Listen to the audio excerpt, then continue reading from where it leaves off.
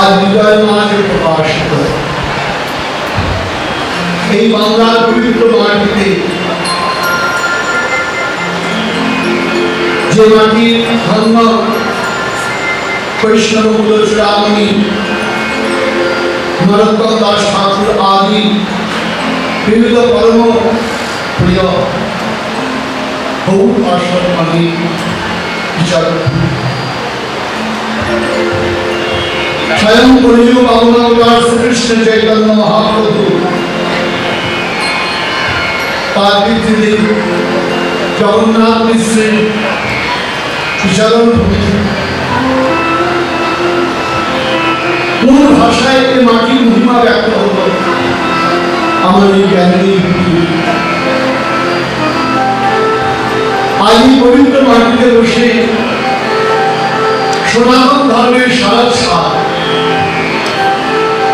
ভগবত কথা সপ্তাহব্যাপী কীর্তন করবার যে পরম সৌভাগ্য মাতৃশ্বর জীবানন্দ লাভ করেছে, সেই সৌভাগ্য মানুষের তুলনীয়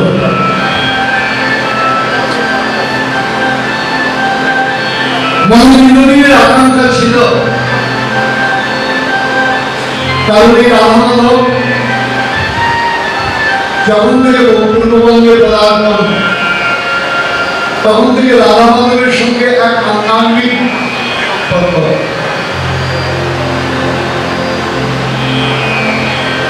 এই শ্রীমতী যখন নবপরিবারে প্রকাশিত হলেন, আমার পরম পূজ্য প্রভুপাদ নিত্যলীলা কৃষ্ণ জীবন কৃষ্ণ গোস্বামীবাদের অমরিত এই মন্দিরের দ্বার উদ্ঘাটন এবং সেই সময় 3 দিন ব্যাপী ভগবত কথা সাধন মন্দিরের কিন্তু আমার জীবনের একটা বড় সুখময় স্মৃতি। এই শ্রীমন্দিরের সঙ্গে আত্মিক সংযোগ এই তো বোধায় পাই এমন রাধামাধবের সামনে আজ তার কথা বলব, এর থেকে পলাশিত ভঙ্গ আছে। আর এখানে উপস্থিত আমার পবিত্র রানী তথা সনাতন ধর্মানুরাগী তথা শুধু ধর্মানুরাগী, যার ধর্ম বর্ণ নির্বিশেষে যারা দূর প্রান্ত থেকে এসেছে, সকল ভক্তগণের চরণ কমলে এই দার্শনিক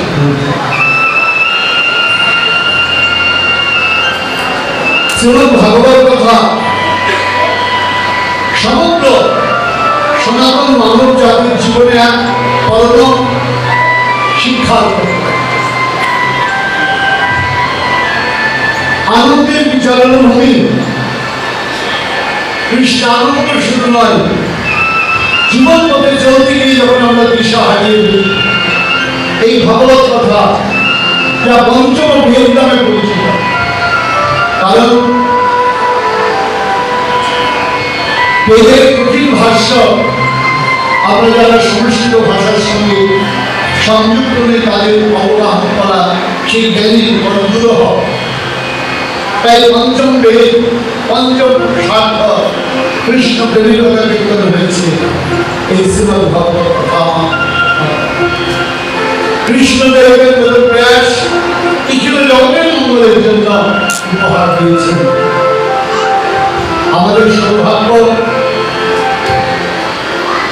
আজ এই শ্রীমদ্ ভাগবত কথা আমরা সফলভাবে আস্বাদন করতে সংকল্পিত হই।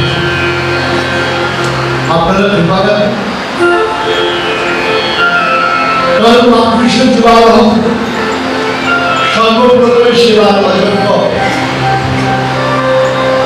তিনি জানবীরের আপনাদের সৌভাগ্য সহচর্য, আপনাদের কৃপা সহচর্য যদি এই বদল দিয়ে আমার রবীন্দ্র তার কথা কীর্তন করছেন।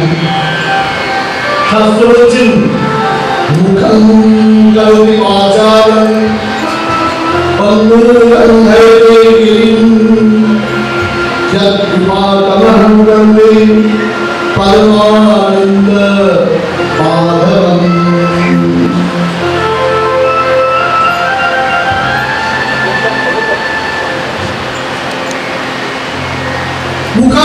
সরস্বতী বাচালন প্রভাব কথা বলতে পারে, তার কৃপায় আমার মাধবী।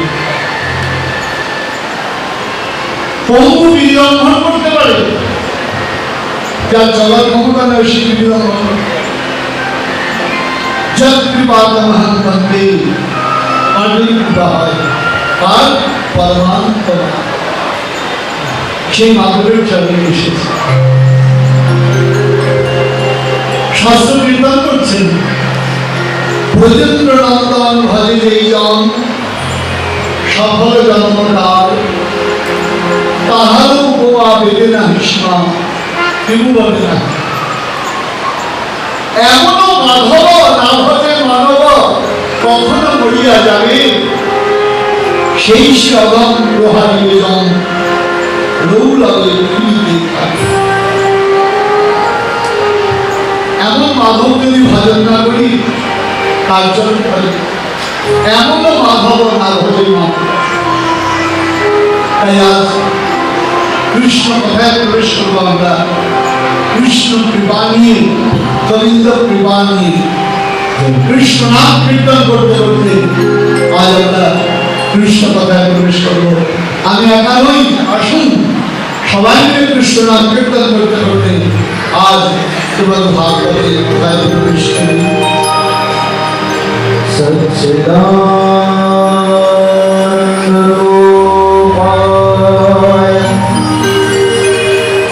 कृष्ण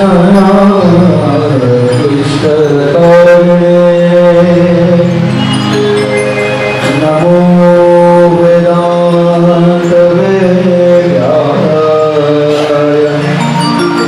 गुरवे बुद्धि साक्षिणे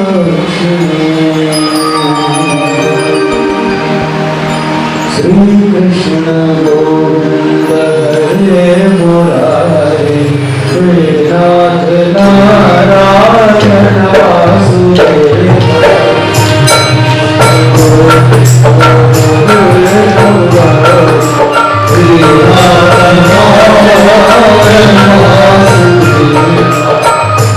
कृष्ण गोविंद हरे मुरारे नाथ नारायण वासुदेव श्री कृष्ण गोविंद हरे नाथ नारायण वासुदेव। एकनाथ स्वामी सखा हमारे, नाथ स्वामी सखा हमारे, एकनाथ स्वामी सखा हमारे, नाथ स्वामी सखा हमारे, नाथ नारायण वासुदेव कृष्ण गोविंद हरे मुरारे नाथ नारायण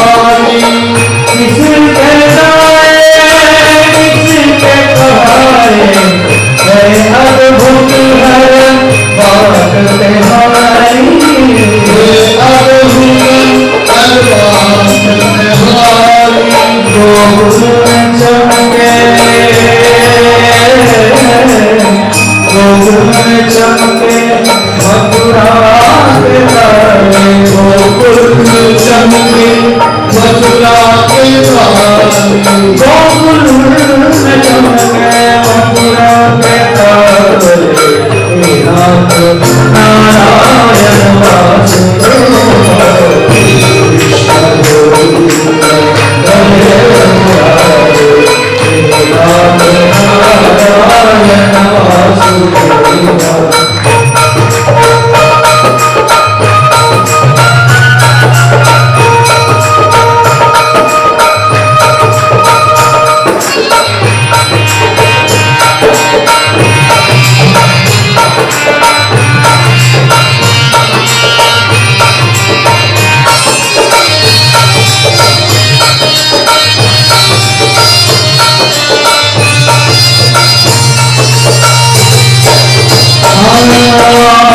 भरम बंसी हृदय में राधे बंसी हृदय में राधे अधर्म बंसी हृदय में राधे अधर्म बंसी हृदय में राधे बज गए दोनों में आधे आधे बज गए दोनों में आधे आधे हे नाथ नारायण भक्त वत्सल सदैव भक्तों में काम सारे सदैव भक्त हे काम सारे वही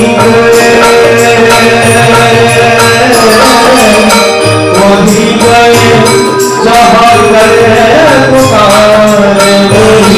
गए पुकारे नाथ नारायण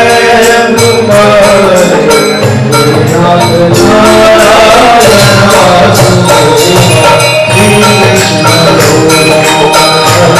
कृष्ण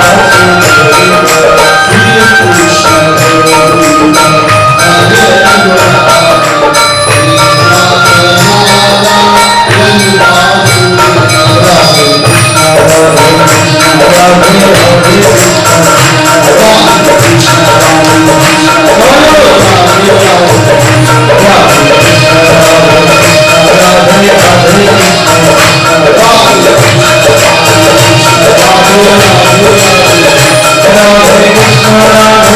नाथ नारायण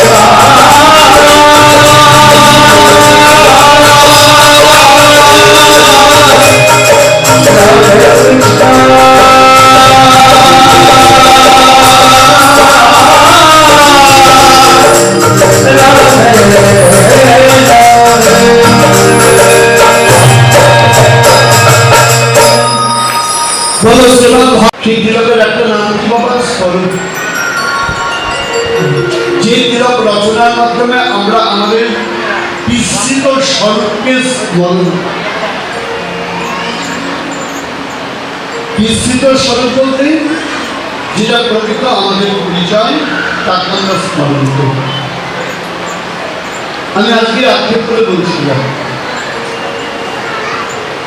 যখন আমি বাড়িতে যাচ্ছি মুখে বলছে প্রভু আপনার বাড়ি, আমার বাড়ি ঘরটা সব আপনার, আমার নয়। আবার বেরোনোর সময় বলছে আমার বাড়িতে একটু যেতে হবে। আমি তো একটু কনফিউজ হয়ে গেলাম, তা বাড়িটা যদি ওর না হয় আবার ওর বাড়িতে যাবো কেমন? তার মানে আমরা বাইরে অভিনয় করি এটা আমার নয় বলে, ভেতরে অহংকার থাকে আমার। এই আমিত্বটা ছেড়ে দেওয়া বড় কঠিন। এই আমিত্ব যেন ছাড়তে পারি তাই স্বরূপ জানানো হয়। আমরা যে তিলক রচনা করি কেন বাবা? কোন কথা থেকে শ্রীমদ্ ভাগবত বলা হচ্ছে পুরাণ তিলক। আমরা তিলক রচনা কেন করি? বিষ্ণুবায় নম, নারায়ণায় নম, মাধবায় নম, গোবিন্দায় নম। গুরুদেব দ্বাদশ সঙ্গে তিলকের সঙ্গে ভগবানের দ্বাদশটা নাম অঙ্কিত করে দেন।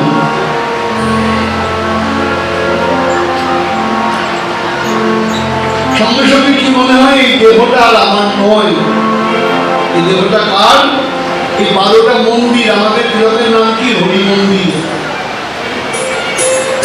আমাদের দ্বাদশ জায়গায় দ্বাদশ মন্দির স্থাপনা হলো, অর্থাৎ এই দেহটা ভগবত সেবায় কাজে লাগে। এগুলো কাজে রাখতে যাবে না। এই স্বরূপ উপলব্ধি করা হয়। আরেকটা তিলক কাকে বলা হয়? বিজয় তিলক, বিজয় চিহ্ন। বিজয় তিলক রাজারা যখন যুদ্ধে যেতেন, মহারানীরা তাকে কি করতেন? তিলক রচনা করে দিতেন।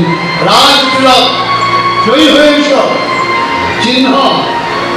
তো শ্রীমদ ভাগবত পুরাণের মধ্যে তিলক চিহ্ন, বিজয়ের চিহ্ন, মায়ার সঙ্গে লড়াইয়ের জয়ের চিহ্ন। তো শ্রীমদ ভাগবতের প্রথমে আজ আমরা কি কীর্তন করব? ভগবান জানেন আমাদের মানুষের স্বভাব, আপনাদের নয়, আমি আমাকে তো নিকৃষ্ট জানেন। আমরা কোনো লোভী।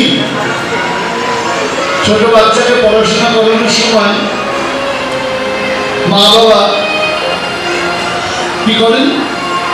লোভ দেখান, ভালো করে পড়াশোনা করো, তাহলে দেখবে তোমাকে এই পুরস্কার দেওয়া হবে। এই যে শ্রীমদ ভাগবত আমরা আস্বাদন করব, এই পুরস্কার কি, ফল কি? প্রথমে তো প্রেম আসবে না, প্রথমে ফল জেনে আস্বাদন করতে যাব, তারপর পবিত্র চরণে রুচি অবশ্য।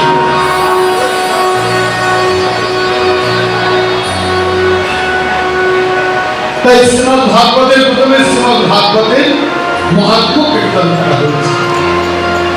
কি মহাত্ম কীর্তন করা হয়েছে? বড় মজার, বড় সুন্দর, বড় আনন্দময় ঘটনা। তুঙ্গভদ্রা নদীর তীরে এক ব্রাহ্মণ বাস করতেন। সেই ব্রাহ্মণের নাম ছিলেন আত্মদেব। আমাদের দেশে যেটা হয়, বিবাহ করি কেন? আমাদের শাস্ত্র বলা হয়েছে পুত্রার্থে ক্রিয়াতে ভার্যা। বিবাহ করার সময় আমাদের প্রত্যেকের একটা আকাঙ্ক্ষা থাকে সন্তান পাওয়া। ওই ব্রাহ্মণ অত্যন্ত সম্পদশালী, অর্থাৎ তার বিত্ত বৈভবের কোনো অভাব নাই, কিন্তু মনে একটা বেদনা, মনে একটা কষ্ট, তার সন্তান না। মনে মনে ভাবছেন এই বিত্ত নিয়ে কি হবে? মজার প্রশ্ন। আমরা সম্পদ সঞ্চয় করি কেন? আমার উত্তর পুরুষের জন্য। দেখো মজার ব্যাপার না, দুধ যদি বিড়ালে খায় দুঃখ হয়, ছেলে খেলে পড়ে দুঃখ হয়, আনন্দ হয়। সেকেন্ড থিঙ্কিং, তাহলে দুঃখটা বড় কথা নয়, দুধের ব্যবহার যদি ঠিক ঠিক না হয় তাহলে অন্তরে আমাদের কষ্ট হয়। তা আমরা সম্পদ তৈরি কেন? ছেলেটার জন্য কিছু করে গেলাম। আরে ভাই, যে ছেলের জন্য করছো সে যদি অযোগ্য হয়, তুমি সারা পৃথিবী রেখে গেল,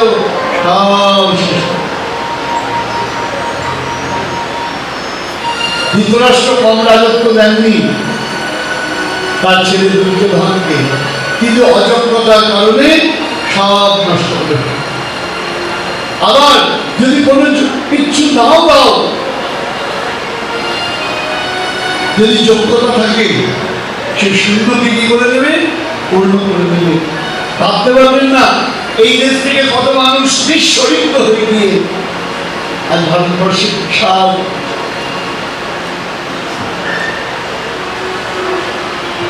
সুতরাং বস্তু নির্ভর করে যোগ্যতা, কিন্তু মনে মনে আকাঙ্ক্ষা কি হবে এই সম্পদ দিয়ে, এই বৈভব দিয়ে একটা সন্তান পেলাম না। অনেক দুঃখে ব্রাহ্মণ জঙ্গলে বেরিয়ে অনেক দুঃখে না আর সংসার করি, ছেলেগুলো নেই, কাজ করে সংসার করে। জঙ্গলে চলতে চলতে এই সাধন ভজনের বিষয় এক মহাপুরুষের সাক্ষাৎ পেলেন, এক ঋষি, এক সাধু। সাধুকে দেখা মাত্র আমরা কি হয় বলেন? আমাদের আকাঙ্ক্ষার প্রকাশ বলুন না। সবাই সাধুর কাছে প্রণাম করে বলে ছেলে যেন ডাক্তার হয়, ছেলে যেন বাস্তুকার, বাস্তুকার বাংলায় বললাম, ইঞ্জিনিয়ার হয়, ছেলে যেন লয়ার হয়, আইনজীবী, ভালো উকিল হয়। কিন্তু কোনোদিন বলেছি কোনো সাধুকে প্রণাম করে তোমার মতো যেন সাধু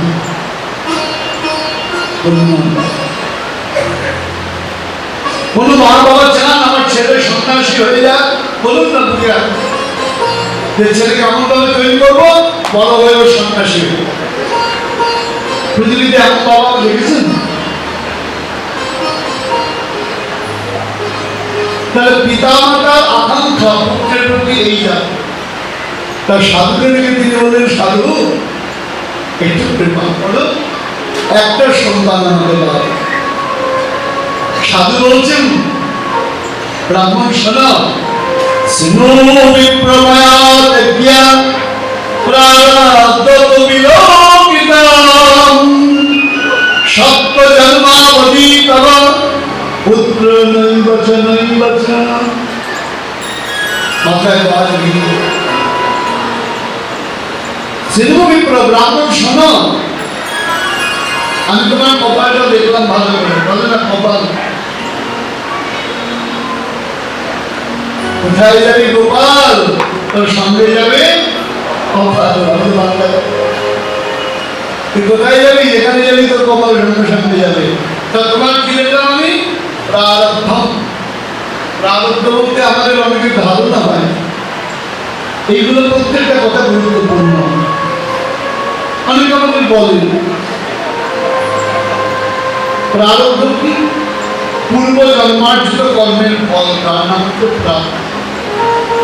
অনেকে বলে দেখবেন লোকটা এত ভালো, তার লোক ভাবতে এমন কষ্ট হলো, আমি তো জীবনে কোনো অন্যায় করিনি, আমার কপালে কেন এরকম হলো? মনে হয় এটা নাম প্রারব্ধ। সব কর্মের ফল সঙ্গে সঙ্গে হয় না। এসএসসি পরীক্ষা চলছে বাংলাদেশে, কি চলছিল? কদিন চলবে? আর পরীক্ষা দেওয়ার লাস্টের দিন ছেলে যদি গিয়ে বলে আজকে আমার রেজাল্টটা দিয়ে দিন মাস বসে দেবে, কয়দিন? 3 মাস 2 মাস পরে রেজাল্ট হবে। পরীক্ষা দিলাম আজকে, 2 মাস পরে আমি রেজাল্ট পাবো, আজকে হবে? সব কর্মের ফল সঙ্গে সঙ্গে হয়। এই যে বিলম্বিত কর্মফল, তা তোমার যদি জগতে সব কর্মের ফল তুমি আমরা আজকে রোপণ করলে কালকে যদি মনে করো ফল পাবে, সম্ভব? তা আমরা ফল রোপণ করলে তার ফল পাওয়ার জন্য আমরা অপেক্ষা করতে হয়। এই অপেক্ষাকে বলা হয় প্রারব্ধ।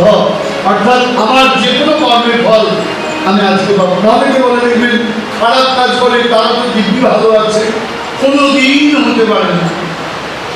পৃথিবীর ইতিহাস সাক্ষী, কোনো খারাপ কাজ করে আজ অব্দি কেউ পার পায় না। আপনি ভেতরে ঢুকে দেখেন যে খারাপ কাজ করেছে তার জীবন পূজা কমে যাচ্ছে। সুখ শুধু উপরে লেখলে হয় না, অভ্যন্তরে দেখতে হয়। এখন প্রশ্ন হলো, প্রারব্ধ মানে পূর্ব জন্মার্জিত কর্মের।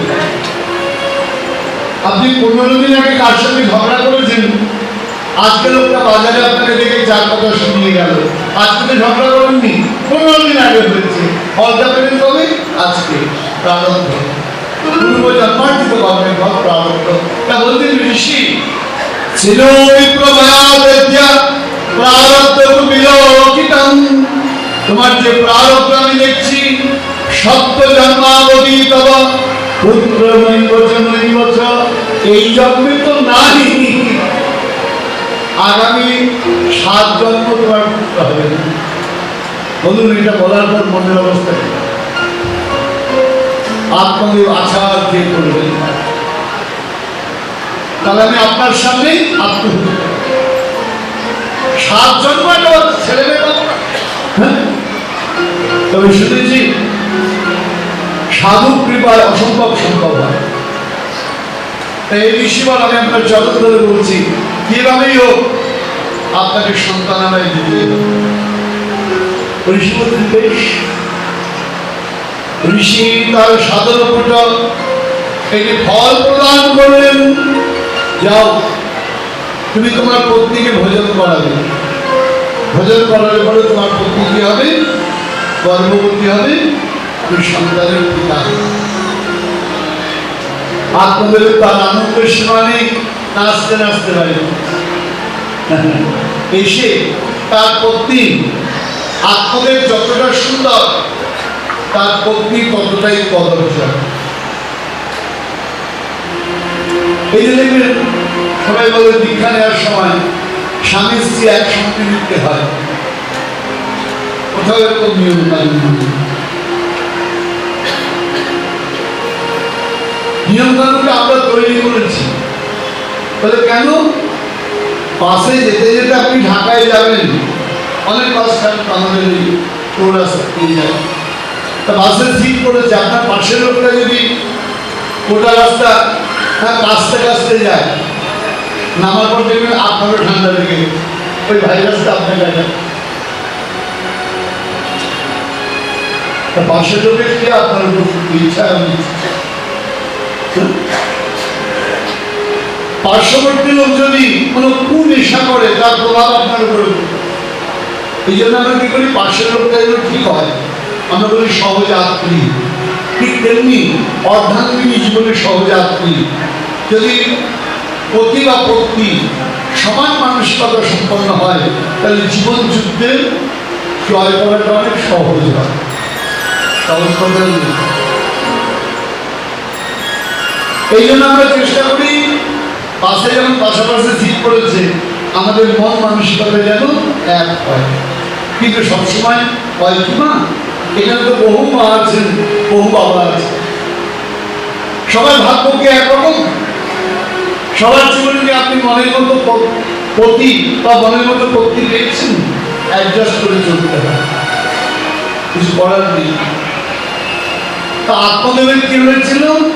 আত্মদেব যতটা ধর্ম পরায়ণ, যতটা সুন্দর মানসিকতা সম্পন্ন, তার পত্নী ধুন্ধুলি ঠিক ততটাই নিম্ন মনোভাব। স্বামী এসে দিলেন ফলটি, থাকো তুমি এটা ভোজন করো, ভোজন করলে পরে আমাদের সন্তান হবে। স্বামী তো দিয়ে চলে গেলেন, ধুন্ধুলি মনে মনে ভাবছেন কিন্তু আর এক পত্র হইল, যেই এটা ভোজন করবো আমার সন্তান সম্ভব হবো, আমার শরীরের গঠন পরিবর্তন হবে, আমি খেতে পারবো না, আমি ঘুমোতে পারবো না, আমার শরীর খারাপ করবে, আমার রোগা হয়ে যাব। না না না, এসব আমার ভাবুন, একজন রমণী তিনি স্বয়ং মা হতে চাইছেন, সঙ্গে তার বোন ছিল, বোন কি যুক্তি করা যায় বলতো? ওই যে সপ্ত জন্মাবধি হতো, 7 জন্মে নেই, আজ চেষ্টা করে লিখতে হবে। বোন বলে না কাজ কর, তুই আপেল ওই ফলটা অন্য কাউকে খাইনি। ও কি করলো? চুপি চুপি গোয়াল ঘরে গিয়ে গরুকে খাইয়ে। আর পত্নী তার যে ভগিনী, সেই ছিল গর্ভবতী। সে বলে তোর কোনো চিন্তা নেই, আমাকে কিছু টাকা পয়সা দিবি, আমি আমার সন্তানকে দিয়ে দেব, আর তুই কয়েকদিন গর্ভবতী রকমই সেজে থাক, আর আমাকে টাকা পয়সা দিয়ে দিবি। আর তুই তোর স্বামীকে বলবি যে আমি সন্তান জন্ম দিয়েছি, কিন্তু আমার পক্ষে দুধ আসছে না, তাই আমার বোনকে রেখে দিই, আমার বোনের সন্তান হয়ে মারা গেছে, আমি লোককে বলে দেবো আমার সন্তানটা মারা গেছে, আমি তোর সন্তানকে মানুষ। ঠিক ওই পরামর্শ করে কি হলো, ফলটি গরুকে খাইয়ে দিল। আর ধুন্দুলি কি বললেন, স্বামীর সামনে গর্ভবতী রমণী সেজে অভিনয় করতে হবে। যথা সময় তার ভগিনীর সন্তান জন্ম হল, কি আলার তাদের উঠিল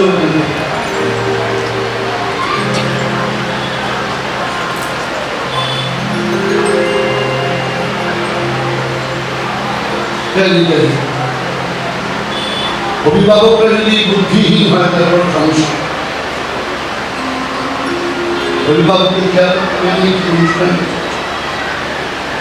আমি তীক্ষ্ণ ভাষায় বললাম কেন, যাতে কারুর দ্বারা এই ভুল না হয়। কারণ আমি ভাগবতের ব্যাপারে বড় পড়া হয়, আই হ্যাভ নো কম্প্রোমাইজ, আমার জীবনের কোনো কম্প্রোমাইজ নেই। যে কথা বলতে যাচ্ছিল,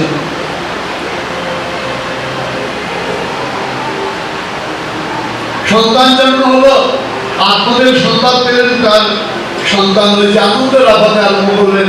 ও জানেই না ওর কপালে 7 জন্ম সন্তান নিয়ে কেমন নয়।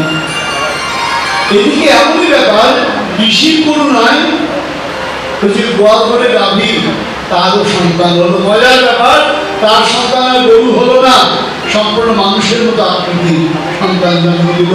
সবাই বলতে লাগলো, দেখো আত্মদেবের ভাগ্য কি গো, গরুর গর্ভ থেকে মানুষের মতো সন্তান বেরোল।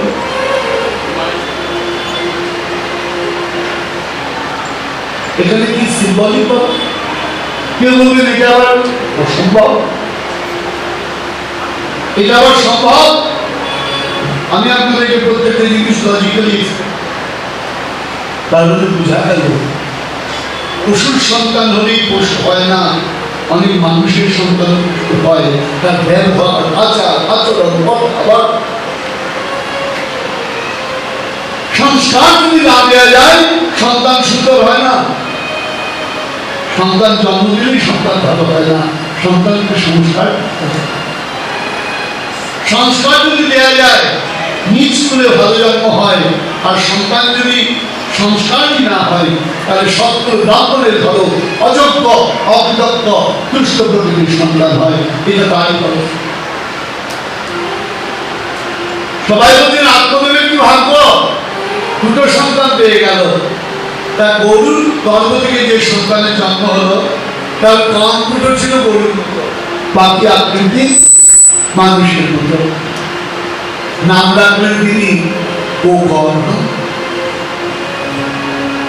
আর ওদিকে কি হলো, ওই যে বোনের সন্তানকে নিজে করলেন ধনধরি, তিনি তার পুত্রের নাম রাখলেন ধন্ধুকারী। যেমন মা তেমন ছেলে। ছেলে ছোটবেলা থেকে অত্যন্ত দুষ্ট প্রকৃতির, যত বড় হচ্ছে তত অসভ্যতা, তীক্ষ্ণতা, ব্যবহারের কদর্যতা প্রকাশ পাচ্ছে। এই ব্যবহারের কদর্যতা প্রকাশ পেতে পেতে সে পিতার উপর অত্যাচার আরম্ভ করল, বাবার উপর অত্যাচার করল। বাবা মনে মনে ভাবছেন, আমার কি কপাল, আমার স্ত্রীর গর্ভে যে সন্তান হলো, সে আমাকে আদর করে না, মর্যাদা করে না, আর আমাকে বাবা বলে রেখে আমার গোকর্ণ, কত আদরের, কত সুন্দর, কত সুন্দর স্বভাব। না, আমি ভুল করেছি, আমি পুত্র পুত্র করে জীবন কাটিয়েছি। আমি পুত্র পুত্র না বলে যদি ভগবানের জন্য সময় কাটাতাম, তাহলে আমার দুর্ভাগ্য। গোকর্ণ বলছেন, বাবা আপনি দুঃখ করেন না, অসার খলে সংসার দুঃখ রূপী মহাকা সুতকস্য ধনঙ্কস্য স্নেহমাং জ্বলন্ত মিশন। বাবা তুমি দুঃখ করো না বাবা, অসার খলে সংসার, এই সংসারটা অসার। যেখানে হাত দেবেন, আমি আমার প্রাণপ্রিয় সন্তানদের বলি, সেখানে যন্ত্রণা, দুঃখ, বেদনা, মান, অপমান ইত্যাদি পাবে। যেখানে হাত দেবেন, দুঃখ রূপে বিবাহ, এই সংসার আমাদের দুঃখ যারা কিচ্ছু দেয় না। সুতকস্য, এখানে ছেলেই বাকে, ধনঙ্কস্য, পিত্রই বাকি, স্নেহবান জ্বলন্ত মিশন। মানুষ সারাক্ষণ শুধু আগুনে জ্বলছে। আর এই এমন আগুন না কাউকে দেখানো যায়, না আগুনটা নেভানো যায়। কাউকে দেখাতে পারবেন না।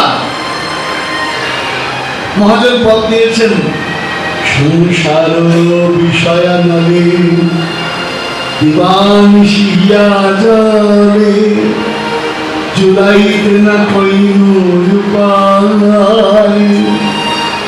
সংসার বিষয়ানলে দিবানিশিয়া জলে জুলাইতে না কইনুর। শাস্ত্র দাদু বলেছেন মানুষ দুটো আগুনে যাবে। কি চমৎকার কথা! ও মানুষ, তুমি দুবার আগুনে জ্বলো, বলে একবার চিতার আগুনে, মরে গেলে কোন আগুনে বলো? চিতার আগুনে। আর বেঁচে থাকতে চিন্তার আগুনে। শাস্ত্র বলছেন চিতা চিন্তা বিন্দুমতি চিতা তো দশধাধিকা চিতা দহতি জীবন সজীবন যাচ্ছতে নয়া। চিতা চিন্তা বিন্দুমতি চিতা তো দশধাধিকা। চিতার চিন্তা দুটোই পড়ায়। বলে চিতা অনেক ভদ্র। বলে কেন? চিতা দহতি নির্জীবন, যার প্রাণ নেই চিতা তাকে জ্ঞান্ত লোককে পড়ে পড়ায় না। আর চিন্তা এখন কি করে? সজীবন দর্শতে না, জ্ঞানকে পুড়িয়ে দেবে, তুমি দেখাতে পারবে না কোথায় আগুনটা জ্বলছে।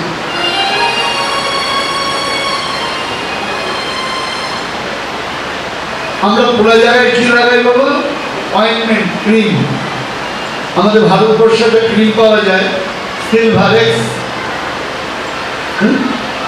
যেখানে ক্ষত হয় সেই জায়গায় লাগিয়ে দেওয়া হয়, কতটা আরাম লাগে। ঠিক তেমনি আমাদের হৃদয় যখন ক্ষত হয়, আমরা গুরুদেবের উপদেশ, তার বদনামৃত কৃষ্ণ কথামৃত রূপ পড়লে আমাদের সেইখানে লাগিয়ে দিই, যাতে আমাদের ক্ষতটা ঢুকিয়ে যায়।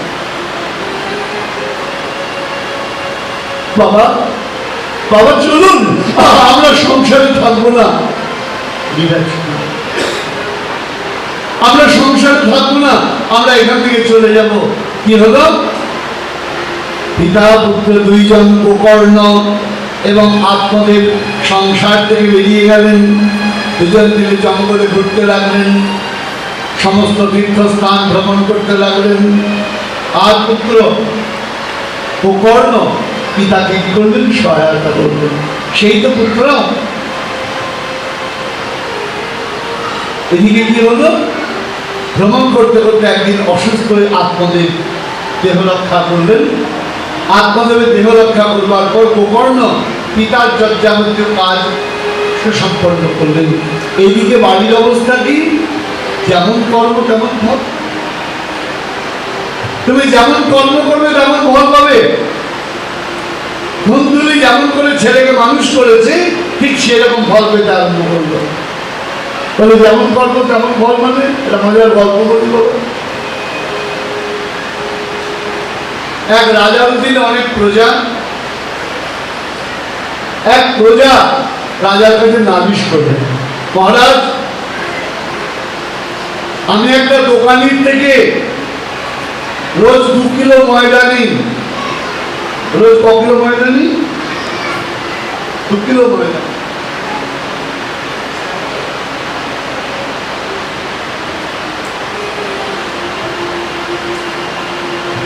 আর কি হয়? দুজন, একজন দুধের ব্যাপারী, একজন কি ব্যাপারী বাবা? ময়দার ব্যাপারী। দুধের ব্যাপারী 2 লিটার দুধ দেয়, ময়দার ব্যাপারীর থেকে কি নেয়? 2 কিলো ময়দা নেয়। তা ময়দার ব্যাপারী রাজার কাছে গিয়ে বললেন, মহারাজ, ও রোজ 2 লিটার দুধ দেয়, আমি তো জানি না, আমি জানি সরল বিষয়, 2 লিটার দেয়। আজকে মাপতে গিয়ে দেখি 1.5 লিটার, 1.5 কেজি, 500 দুধ কম। বিচার করুন। রাজা দুধাদাকে দেখেছে, রায় দুধাদা দিকায়, মহারাজ কি হয়েছে? তুমি আমার রাজত্বে থেকে আমার প্রজাদের ঠকাচ্ছ। মহারাজ, না, আমি তো কাউকে ঠকাইনি। ওকে তুমি প্রত্যেকদিন কয় লিটার দুধ দাও? মহারাজ 2 লিটার দুধ দিই। আজকে ওজন করে দেখেছে 1.5 লিটার হয়েছে, কি করে হলো? বলুন মহারাজ, আমি তা তো জানি, আমি ওর কাছ থেকে যেমন 2 লিটার দুধ দেই, 2 কিলো ময়দাও নেই। আমার তো বাদখানা নাই, আমার একটা দাড়ি পাল্লা আছে। আমি কি করি? এই 2 কিলো ময়দা একদিকে রাখি আর দুধ একদিকে রাখি, সমান সমান দিয়ে দিই। আমি যেমন মনে করি 2 কিলো ময়দা নিয়েছি, 2 কিলো দুধ দিচ্ছি, কারণ ওজন যদি ময়দায় কম থাকে, সেই জন্য আমার দোষ কি? ওরা কি করেছে? 1.5 কিলো ময়দা দিয়েছে, আর ওই 1.5 কিলো ময়দা চাপিয়ে ওকে 1.5 কিলো দুধ দিয়ে দিয়েছে। তার মানে তুমি যেমন কর্ম করবে তেমন ফল। আমরা মনে করি বড় চালাক, হ্যাঁ, আমরা নিজেদের কি মনে করি বড় চালাক মনে করি, হ্যাঁ, ওকে ঠকিয়ে দিলাম। কেউ পৃথিবীতে কাউকে ঠকাতে পারবে না। তুমি যদি মনে করে কাউকে ঠকাবে, নিজে যখন ঠকবে তখন চিন্তা করতে পারবে না ওকে যা ঠকিয়েছ তার চতুর্গুণ তোমার হানি দিবে। এদিকে কি হয়েছে?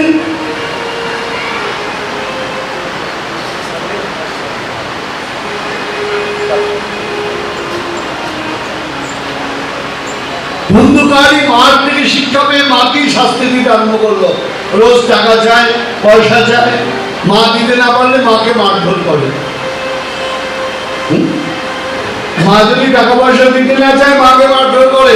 যেমন মা কর্ম করেছে তার ফল পাচ্ছে। একদিন কি হয়েছে, টাকার জন্য মাকে প্রচন্ড প্রহার করেছে। মা সব দিয়ে দিয়েছে, বিকাল বেলায় জুয়া খেলে নেশা করে সব নষ্ট করে আবার এসেছে।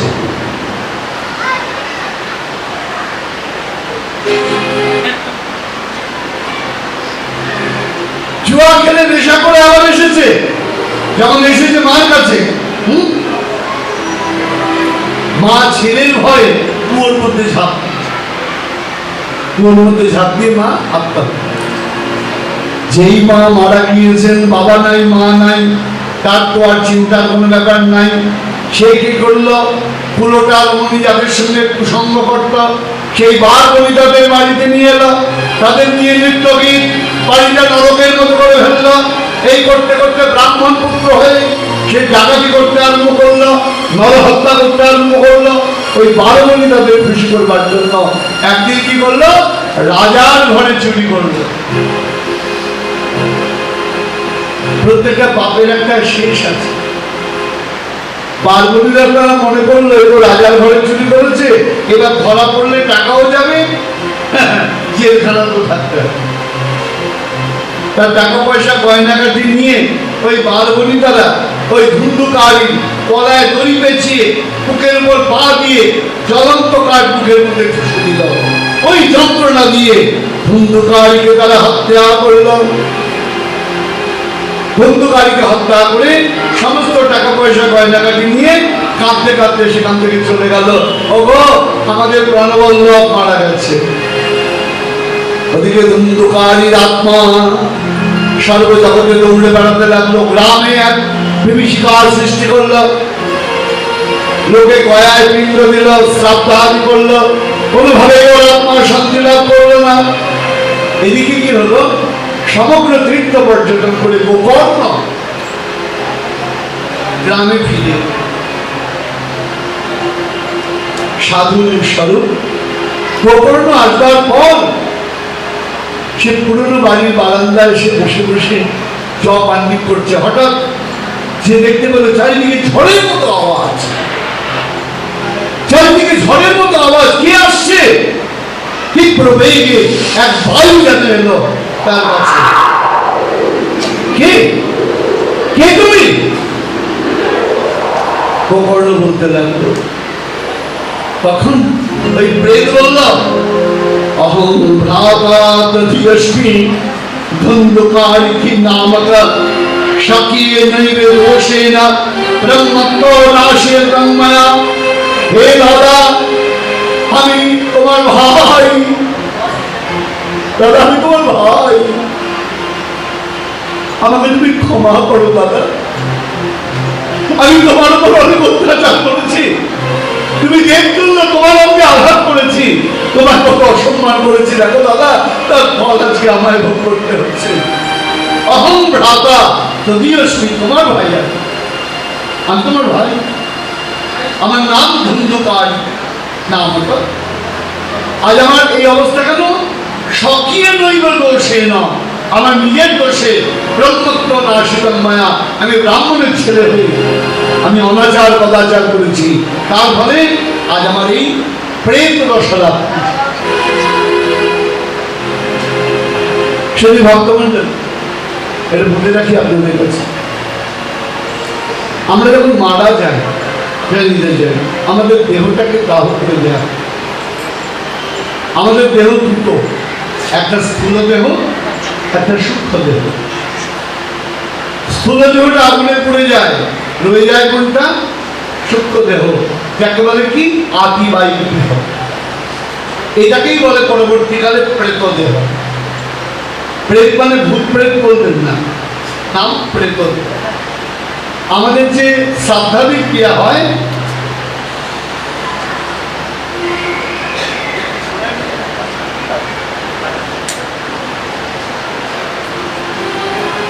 তোমাদের বান করছে কেন বারবার করে? কন্ট্রোল করবো, মাইক মাইক করে দিয়েছি। সাধারণ কথা বান করছে কেন? মনিটারে কন্ট্রোল করো। প্রথম দিন তো আপনারা একটু ক্ষমা সুন্দর দৃষ্টিতে দেখবেন। কালকে আমি নিজে একটু আগে এসে চেক করতে, দিনের বেলা একবার আসবো। এরাও ঘাবড়ে যাচ্ছে আমি বকাবকি করছি, তার জন্য আমি আর বকাবকি করছি না, কারণ অনর্থ ঘাবড়ে দিয়ে তো লাভ নেই। তাহলে মূল সুন্দর অনুষ্ঠানটা যদি সমস্যা হবে। আর এই অনুষ্ঠানের প্রাণ কিন্তু এই লাইট স্টেজ নয়, এই অনুষ্ঠানের প্রাণ হলো কিন্তু এই শব্দ। এটা যদি গন্ডগোল হয় বাকি সব গড়বড় হয়ে যাবে। আমি বারবার সবাইকে বলি, এবং আনন্দ লাগবে বাংলাদেশে এখন যেসব জায়গায় প্রোগ্রামগুলো প্রত্যেকটা জায়গায় অত্যন্ত সচেতন। যাই হোক, প্রথম দিন এগুলো হয়তো অভ্যাস নেই ভাগবত সপ্তাহ, তাই একটু সমস্যা হচ্ছে। আশা করি কালকে আমরা এটাকে সমাধান করতে পারি। কারণ আরম্ভ করতেই তো প্রবলেম, আরম্ভ হয়ে গেলে আর প্রবলেম নেই। হ্যাঁ, ভগবত ভজন আরম্ভ করতে সমস্যা, আরম্ভ করে ফেলে আর প্রবলেম। তাই জন্য কি বললাম, তাহলে আমাদের যে শ্রাদ্ধ করা হয় কার? আদিবায়ী, যেটাকে প্রেত দেহ বলা। হ্যাঁ, এবার কি দাঁড়ালো? বলে ভাই তুমি যে মারা গেছো, তোমার শ্রাদ্ধাদিক ক্রিয়া হয়নি। গ্রামের লোকের মধ্যে আমরা সব করেছি। হে গোকর্ণ, তোমার ভাইয়ের জন্য কি করিনি? কয়ায় কি পিণ্ডদান পর্যন্ত কোনো লাভ হচ্ছে। আর বন্ধু কালী বলছেন, দাদা আমাকে তুমি বাঁচাও, দাদা আমি মরে গিয়ে আছি, যন্ত্রণায় রয়েছে, আমাকে মুক্তি দাও, আমি প্রেম জড়ি থেকে মুক্তি দাও, আমি সহ্য করতে পারছি না দাদা, এই পাপের জ্বালা আমি সহ্য করতে পারছি। গোকর্ণ তো ধীর স্থির। গোকর্ণ কি করলেন? গোকর্ণ দেব দিবাকরকে পূজা করতে আরম্ভ করলেন। দেব দিবাকরকে আমাদের আদিদেব, যে সূর্যালোক সমগ্র পৃথিবীকে আলোকিত করে। আমরা পৃথিবীর বাইরের খবরের কথা পরে বলবো, আগে পৃথিবীর কথা বলি। আমরা সবচেয়ে করুণা কার কাছে পাই? সূর্যালোক। সূর্যালোক আছে বলে চন্দ্র আলোক, সূর্যালোক না থাকলে চন্দ্রটা পেতাম কি? তাই সকালবেলা উঠে আমাদের সনাতন ধর্মের নিয়ম, যার কাছ থেকে তুমি এই করুণা পাচ্ছ তাকে তুমি প্রণাম করো। এই জন্য আমাদের একটা প্রথা হচ্ছে সূর্য প্রণাম। জবা কুসুম সংকাশ্যং কাশ্য প্রিয় মহাদুবিং কান্তারিং সর্ব পাপগ্নম প্রণতস্মি দিবাকরং। আমরা মন্ত্র বলে প্রণাম। সূর্যদেবকে তিনি তপ করতে লাগলেন, সূর্যদেব সাক্ষাৎ করলেন।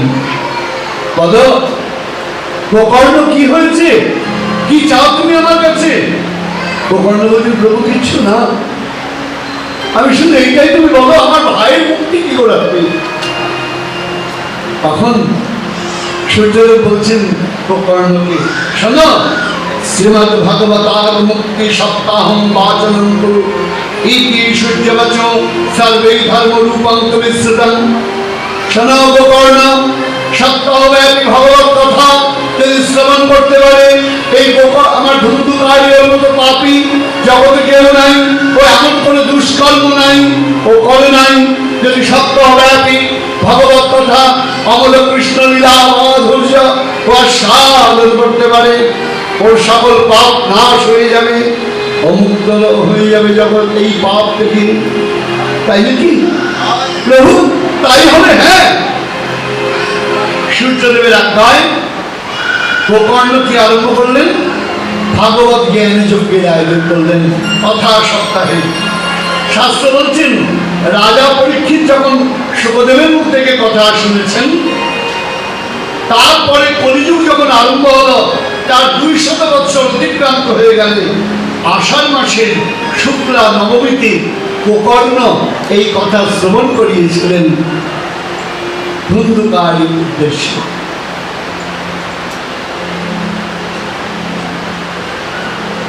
আষাঢ় মাসে শুক্লা নবমীতে আরম্ভ হয়েছিল গোকর্ণের এই কৃষ্ণ কথা। গোকর্ণ আয়োজন করলেন, দলে দলে লোক আসতে আরম্ভ করলো। যত পাপী তাপী ছিল, যত খারাপ লোক ছিল, সব লোক ভরে গেল। যত সাধু মহাত্মা তারাও চলে এলেন। অদ্ভুত আনন্দ। বাবা এখানে একটা কথা বলবো, আমার মতো পাপী তাপী লোকের শুনলে বলে, দেখুন 1 গ্লাস জল আর 1 গ্লাস দুধ, হ্যাঁ, ওই 1 গ্লাস দুধের মধ্যে যদি একটু জল আপনি মিশিয়ে দেন, সঙ্গে সঙ্গে কি হয়ে যাবে? জলটা দুধের দাম হয়ে যাবে। হবে লোকদের ধর্ম গ্রহণ করবে। তেমনি সাধুর সংস্পর্শে অসাধু কি হয়? সাধুর মূল্য পেতে হবে। সাধু মহাত্মাগণ গোবিন্দ কথা শুনতে আসছেন, এদিকে যত পাপী তাপী তারা এলেন, যত খোড়া অন্ধ আতুর যে যেখানে ছিল, সবাই নিজের মুক্তির জন্য এই ভগবত কথা সপ্তাহ শ্রবণ করতে এলেন। জায়গা পরিপূর্ণ হয়ে গেল।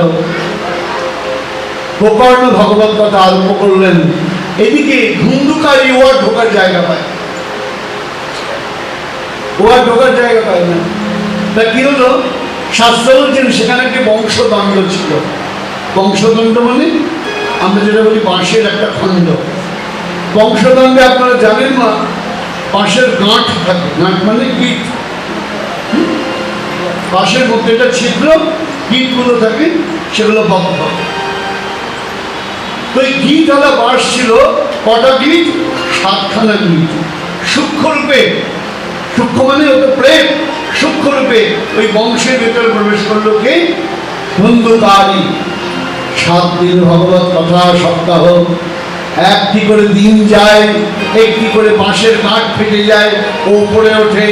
এমন করে 1 দিন, 2 দিন, 3 দিন, যখন 7 দিন অতিক্রান্ত হয়ে গেল, এই বংশদণ্ড সম্পূর্ণ ফেটে গেল। সবাই অবাক হয়ে দেখলো ওই ভগবত নামের অপূর্ব প্রভাব, শ্রীমদ ভগবত কথার প্রভাব। গোকর্ণ দিব্যমূর্তি ধারণ করে বৈকুণ্ঠের পথে চললেন। বলো শ্রীমদ ভাগবত। তাই কৃষ্ণ নামের কোনো তুলনা নাই, কৃষ্ণ কথার কোনো তুলনা নাই। যার দ্বারা এমন ধুন্ধুকারী পাপী, যার কোনো পাপের শেষ নাই, সে পর্যন্ত মুক্তি লাভ করল। আসুন সবাই মিলে আমরা সেই ভাগবত মহিমা, নাম মহিমার সাধন করি।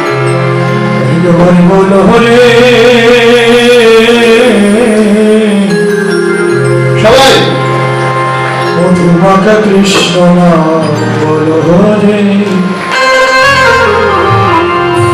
নামের গুণে ধুন্ধুকারী, কৃষ্ণ নামের গুণে ধুন্ধুকারী, হরি নামের গুণে ধুন্ধুকারী, উদ্ধার দিয়া গেল। মধুমাখা কৃষ্ণ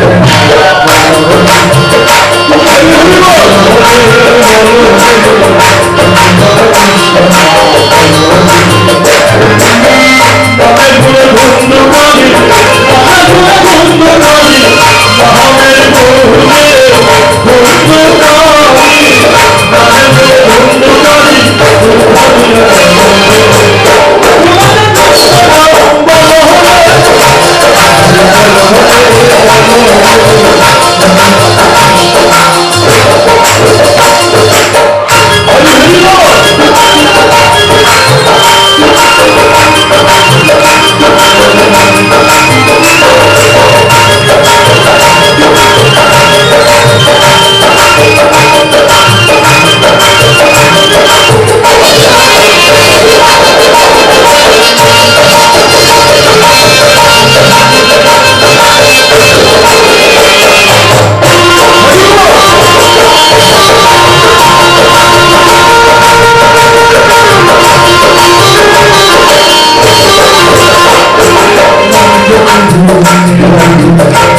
চরণ হরিয়া তাহারে তাদের করি পবিত্র হরিয়া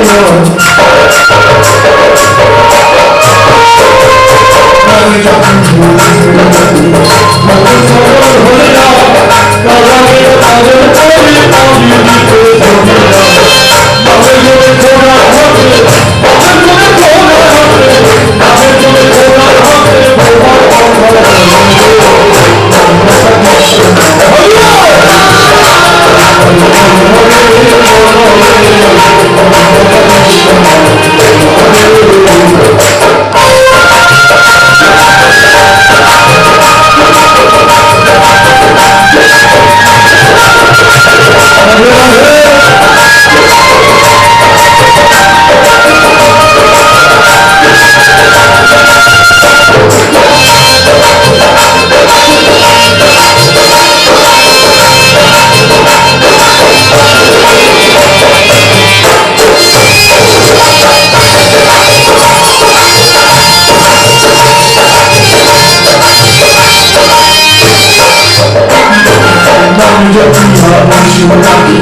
তবে কত গুণগান নামে আছে গয়া কাশী নামে আছে বৃন্দাবন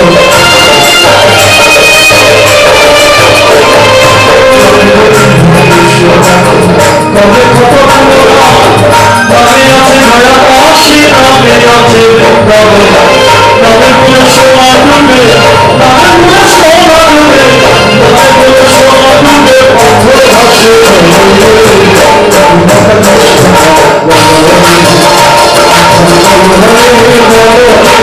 গুণে সোনা ডুবে পাথর ভাসে এই মন্ত্র দেন ওই মন্ত্র দেন সেই মন্ত্র দেন বাপরে বাপ আনমিক করতে পারে না আচমন করতে পারে না হ্যাঁ আমি একটু বলেছি আমি দেবো তুই আচমন করে দেখা সে আচমন করতে গিয়ে মাথায় দেয় গায়ে দেয় কোথায় দেয় ভগবান জানে হরিদ্বারে দেয় না কোন তালে দেয়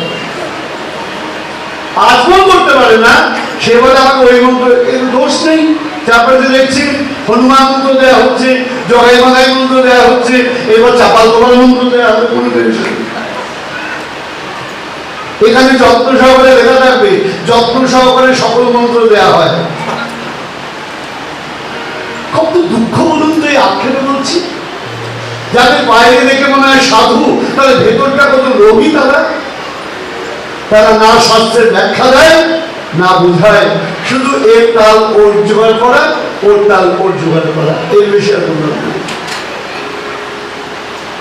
আমি মজা করে বলি বাইরের সাধু ভেতরে ধুধু হ্যাঁ এখন আমার প্রশ্ন কৃষ্ণদেবের বেদব্যাস যদি মহামুনি বশিষ্ঠ বিয়ে না করতেন কেলেঙ্কারি হয়ে যেত ভগবান রামচন্দ্রের গুরুদেবকে মহামুনি বশিষ্ঠ হ্যাঁ যদি বশিষ্ঠ মুনি বিয়ে না করতেন কেলেঙ্কারি হয়ে যেত এইসব আলোচনা করার সুযোগই পাওয়া যেত না কারণ বশিষ্ঠ বিবাহ করেছিলেন তার পত্নীর নাম কি বলুন কেউ বলতে পারবে কেউ বলতে পারবে না তোমরা হ্যাঁ হ্যাঁ বাহ যে বলেছে লট অফ থ্যাঙ্কস বাবু হাততালি দিল যাও একজন বলেছে বশিষ্ঠ মুনির পত্নীর নাম কি অরুন্ধতী তার পুত্রের নাম কি সত্রী তার পুত্রের নাম হলেন পরাশর সেই পরাশর ঋষির পুত্র হলেন কে কৃষ্ণদ্বৈপায়ন ভাগ্যিস বশিষ্ঠ মুনি কি করেছিলেন না রে ভাগবত সপ্তাহ দূরের কথা ভাগবতীর কথা এই যে বেকার কথাবার্তা যত ঋষিগণ প্রত্যেকে বিবাহিত এই আমাদের গোত্রগুলো আছে কোথেকে বাবা হ্যাঁ এই গোত্রগুলো কেন কোনোদিন চিন্তা করেছি আমাদের মেমোরাইজ করতে দেওয়া হচ্ছে ও এভাবে মানুষ তুমি যার তার সন্তান নয় তুমি অমুক ঋষি থেকে এসছো ভরদ্বাজ থেকে এসছো আলিমান থেকে এসছো শান্তিল্য থেকে এসছো তুমি ঋষির সন্তান তুমি খারাপ কাজ করতে পারো না এটা মেমোরাইজ করার জন্য গোত্রের কথা বলা হয় কোনোদিন ভেবেছি আমরা এগুলো তা কৃষ্ণদেবের বেদব্যাস তিনি কি হয়েছেন তিনি সমগ্র বেদকে আস্বাদন করেছেন শুধু বলি গৌরাঙ্গ করেছেন না দেখনি তিনি বেদকে বিভাজন করেছেন করে শিক্ষা দিয়েছেন মহামুনি পরিলোকে শিক্ষা দিলেন ঋগ্বেদ বৈশাখ পাঞ্জিকে শিক্ষা দিলেন যজুর্বেদ মহর্ষি জৈমিনীকে শিক্ষা দিলেন সামবেদ এবং সুমন্তুকে শিক্ষা দিলেন অথর্ববেদ। চারজন শিষ্য চার বেদ শিক্ষা দিলেন, অর্থাৎ কাউকে টেকনোলজি শেখালেন, কাউকে কম্পিউটার শেখালেন, কাউকে ফিজিক্স পড়ালেন, কেমিস্ট্রি পড়ালেন, এবার তুই এগুলো লোককে পড়াবি। এই হলো কারণ। আমাদের যার জন্য বলা হয় গুরুমুখী বিদ্যা।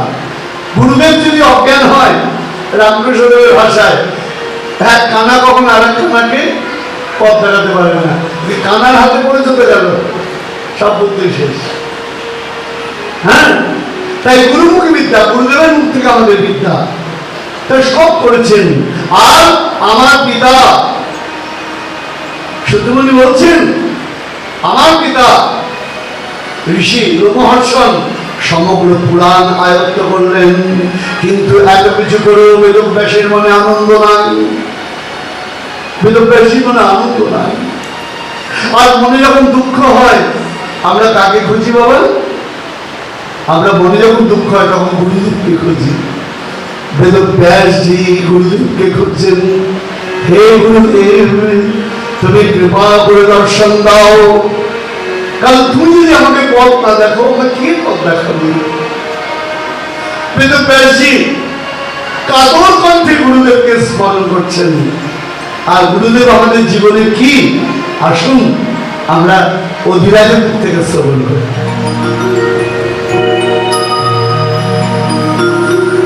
গুরু ব্রহ্মা গুরু বিষ্ণু গুরু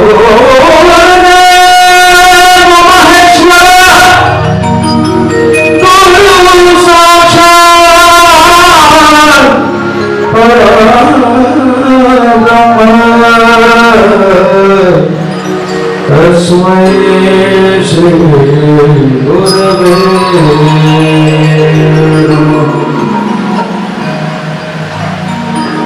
जैसे मंदिर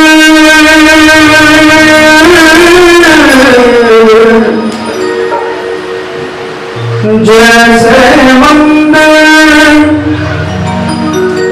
दीपक बिना सुना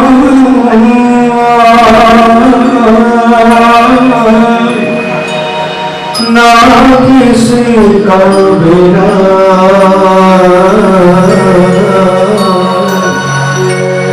गुरु बिना घोर अंधेरा सब गुरु बिना घोर अंधेरा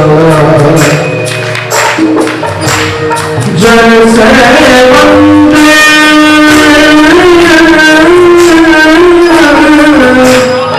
जैसे मंदिर दीपक बिना सुना ना किसी का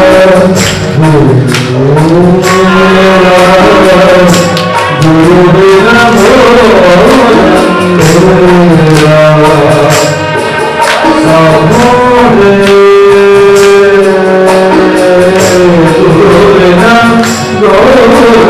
अंधेरा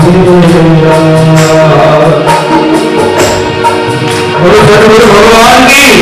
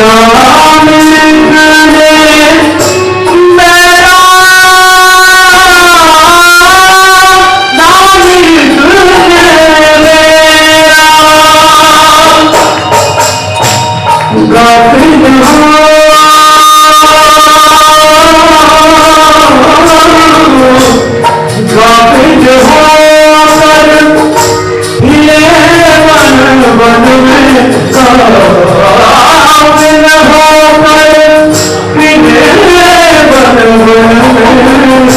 सूंघे घास झड़ेरा गुरु बिना घोर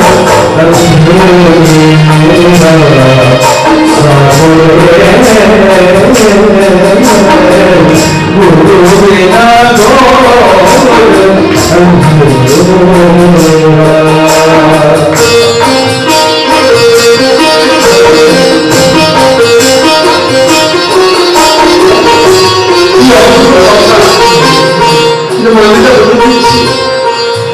তারা আপনাদের হিন্দি সবাই বুঝতে পারছেন না?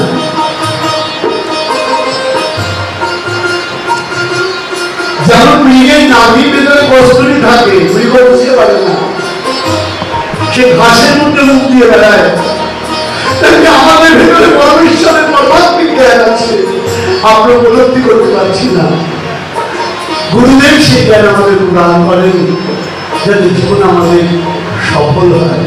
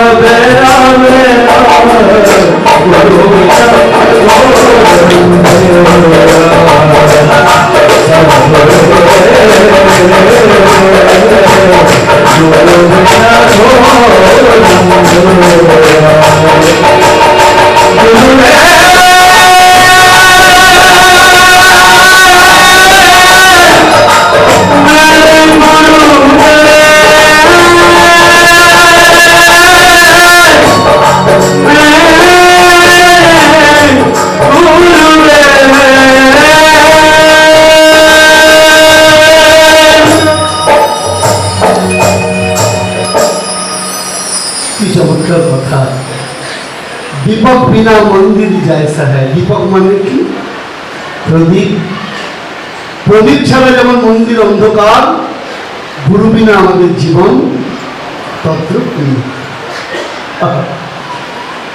পাথরের মধ্যে আগুন বসে থাকে, পাথর মাহি আগুন ব্যাপী। পাথরের মধ্যে আগুন থাকে, পাথর জানে না। কখন বোঝা যায় বাবা? পাথরের পাথরে যখন ঘষা লাগে তখন আগুন বোঝা যায়। তাই শাস্ত্র বলছেন सबके हृदय में हरि बैठे जैसे हृदय में ज्योति, सबके हृदय में हरि बैठे जैसे गिरी सुख में ज्योति, ज्ञान गुरु चकमक बिना कैसे प्रकट होती।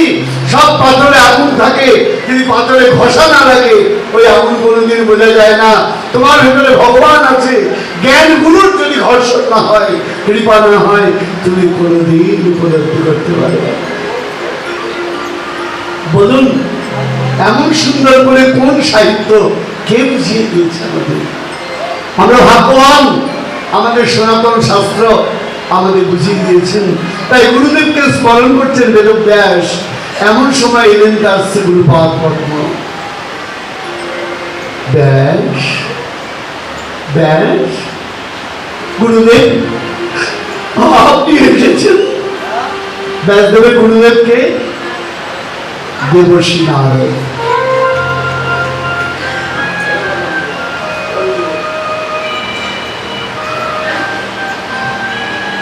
ব্যাসদেবের গুরুদেবের নাম কি? দেবর্ষি নারদ। দেবর্ষি নারদ বলছেন ব্যাস কি হয়েছে তোমার? তোমার মনটা এত খারাপ কেন? বেদব্যাস বলছি গুরুদেব আমি সব করলাম কিন্তু কিছুই করতে পারলাম না, আমার মনে তৃপ্তি নাই। আপনি রান্না করলেন, যাকে রান্না করে খাওয়াচ্ছেন তার যদি অন্তরে আনন্দ না হয় আপনার ভালো লাগবে কি? বলুন না। আপনি ছেলের জন্য টিভি আনলেন, বাবা তুই খেলা দেখবি, বিশ্বকাপ দেখবি, ছেলে দেখে না, আপনার মন খারাপ লাগবে না? তা টিভিতে কোনো গন্ডগোল হলো কিনা? তো গুরুদেব আমি বেদকে বিভাজন করলাম, আমি পুরাণ রচনা করলাম, আমি মহাভারত রচনা করলাম, কিন্তু জীবের কল্যাণ হচ্ছে না। দেবর্ষি নারদ বললেন ব্যাস তুমি সব করেছো কিন্তু কিছুই করনি। রাঁধুনি রান্না করেছে জিরে, দারুচিনি, লবঙ্গ, কাজু, কিশমিশ, পেস্তা, হ্যাঁ কত কিছু রয়েছে, কিন্তু কেউ খাবার মুখে দিতে পারছে না। বলে কেন? রাঁধুনি সব করেছে, লবণের প্যাকেট খুলতে ভুলে গেছে। তার রান্নায় যদি লবণ না হয় স্বাদ হবে? হবে না।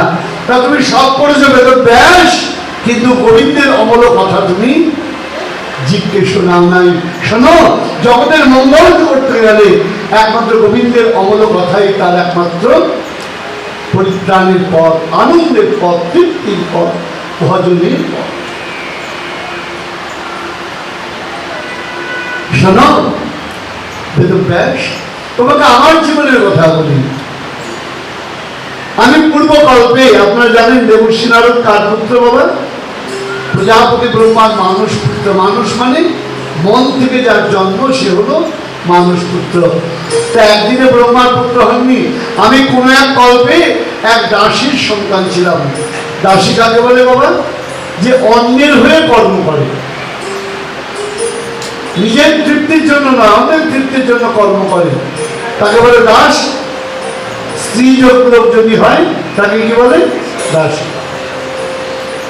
আমার মা ছিল দাসী কোন এক কল্পে। আমার মা কি করতেন? লোকের বাড়ির কাজ করতেন। তার একটা সৌভাগ্য ছিল, তিনি কিছু সাধুরও সেবা করতেন বিনামূল্যে। সাধুরা কি করতো জানো?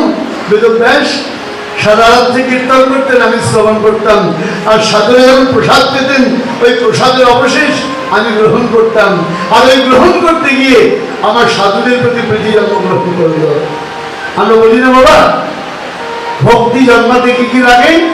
ভক্তপদ রজ, ভক্তপদ জল, ভক্তভুক্ত অবশেষ, তিন মহাবল। হ্যাঁ, ভক্তের শক্তি নিহিত থাকে। তাহলে কিরকম? করোনায় আমরা হাত মেলাতাম না কেন?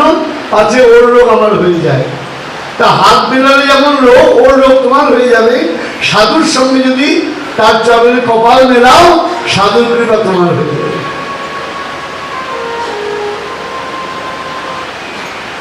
সাধু করুণা তোমার ভিতর প্রবেশ করবে। যাই যাই যাই। এবার কি হয়েছে, আমি সাধুদের করুণা পেলাম, আমি প্রসাদ পেয়েছি, আর সাধুদের সঙ্গে সঙ্গে আমিও কীর্তন করতাম। কিন্তু কদিন পর সাধুরা সেখান থেকে চলে গেলেন। আমার তো আর মন ভালো লাগছে না, ওই সাধুদের আমি পাচ্ছি না। আমার মনে হলো আমি বাড়ি থেকে চলে যাব, গৃহ ত্যাগ করবো। কিন্তু কি করব, মা হলেন আমার, আমি মায়ের একমাত্র সন্তান, মাকে কষ্ট দিয়ে আমি চলে যাব? যদি ভগবান তো আমার প্রতি সন্তুষ্ট হবেন না। খেয়াল রাখবেন বাবা, যারা পিতামাতাকে কষ্ট দেয়, হাজার ভগবানের আরাধনা করলো, ভগবান কোনোদিন সন্তুষ্ট হবে না। এটা মাথায় রাখবেন, গ্রন্থ দেখে নেবেন যদি আমার কথা বিশ্বাস না হয়। পিতামাতার যদি সন্তান অবাধ্য হয়, পিতামাতাকে যদি যন্ত্রণা দেয়, তাহলে হাজার ভগবানের আরাধনা করলেও ভগবান তার প্রতি প্রীত হন না। তো মা রয়েছে, আমি কি করব? একদিন হঠাৎ সর্পাঘাতে আমার মায়ের মৃত্যু হয়ে গেল। আমি মনে মনে ভাবলাম, ভগবান বোধহয় আমাকে মুক্ত করে দিলেন। আমি চলতে লাগলাম বৃহৎ ত্যাগ করে, কত নদী পার হলাম, জঙ্গল পার হলাম, শহর পার হলাম, গ্রাম পার হলাম। একদিন এক নদী পার হয়ে বৃক্ষতলে আমি ধ্যানে বসেছি। হঠাৎ অকস্মাৎ গোবিন্দের দিব্য বিগ্রহ আমার হৃদয়ে প্রকাশিত হলো। আমি চিৎকার করতে লাগলাম, প্রভু আমায় দেখা দাও, আমায় দেখা দাও। কিন্তু একবার দেখা দিয়ে আর দর্শন পেলাম না।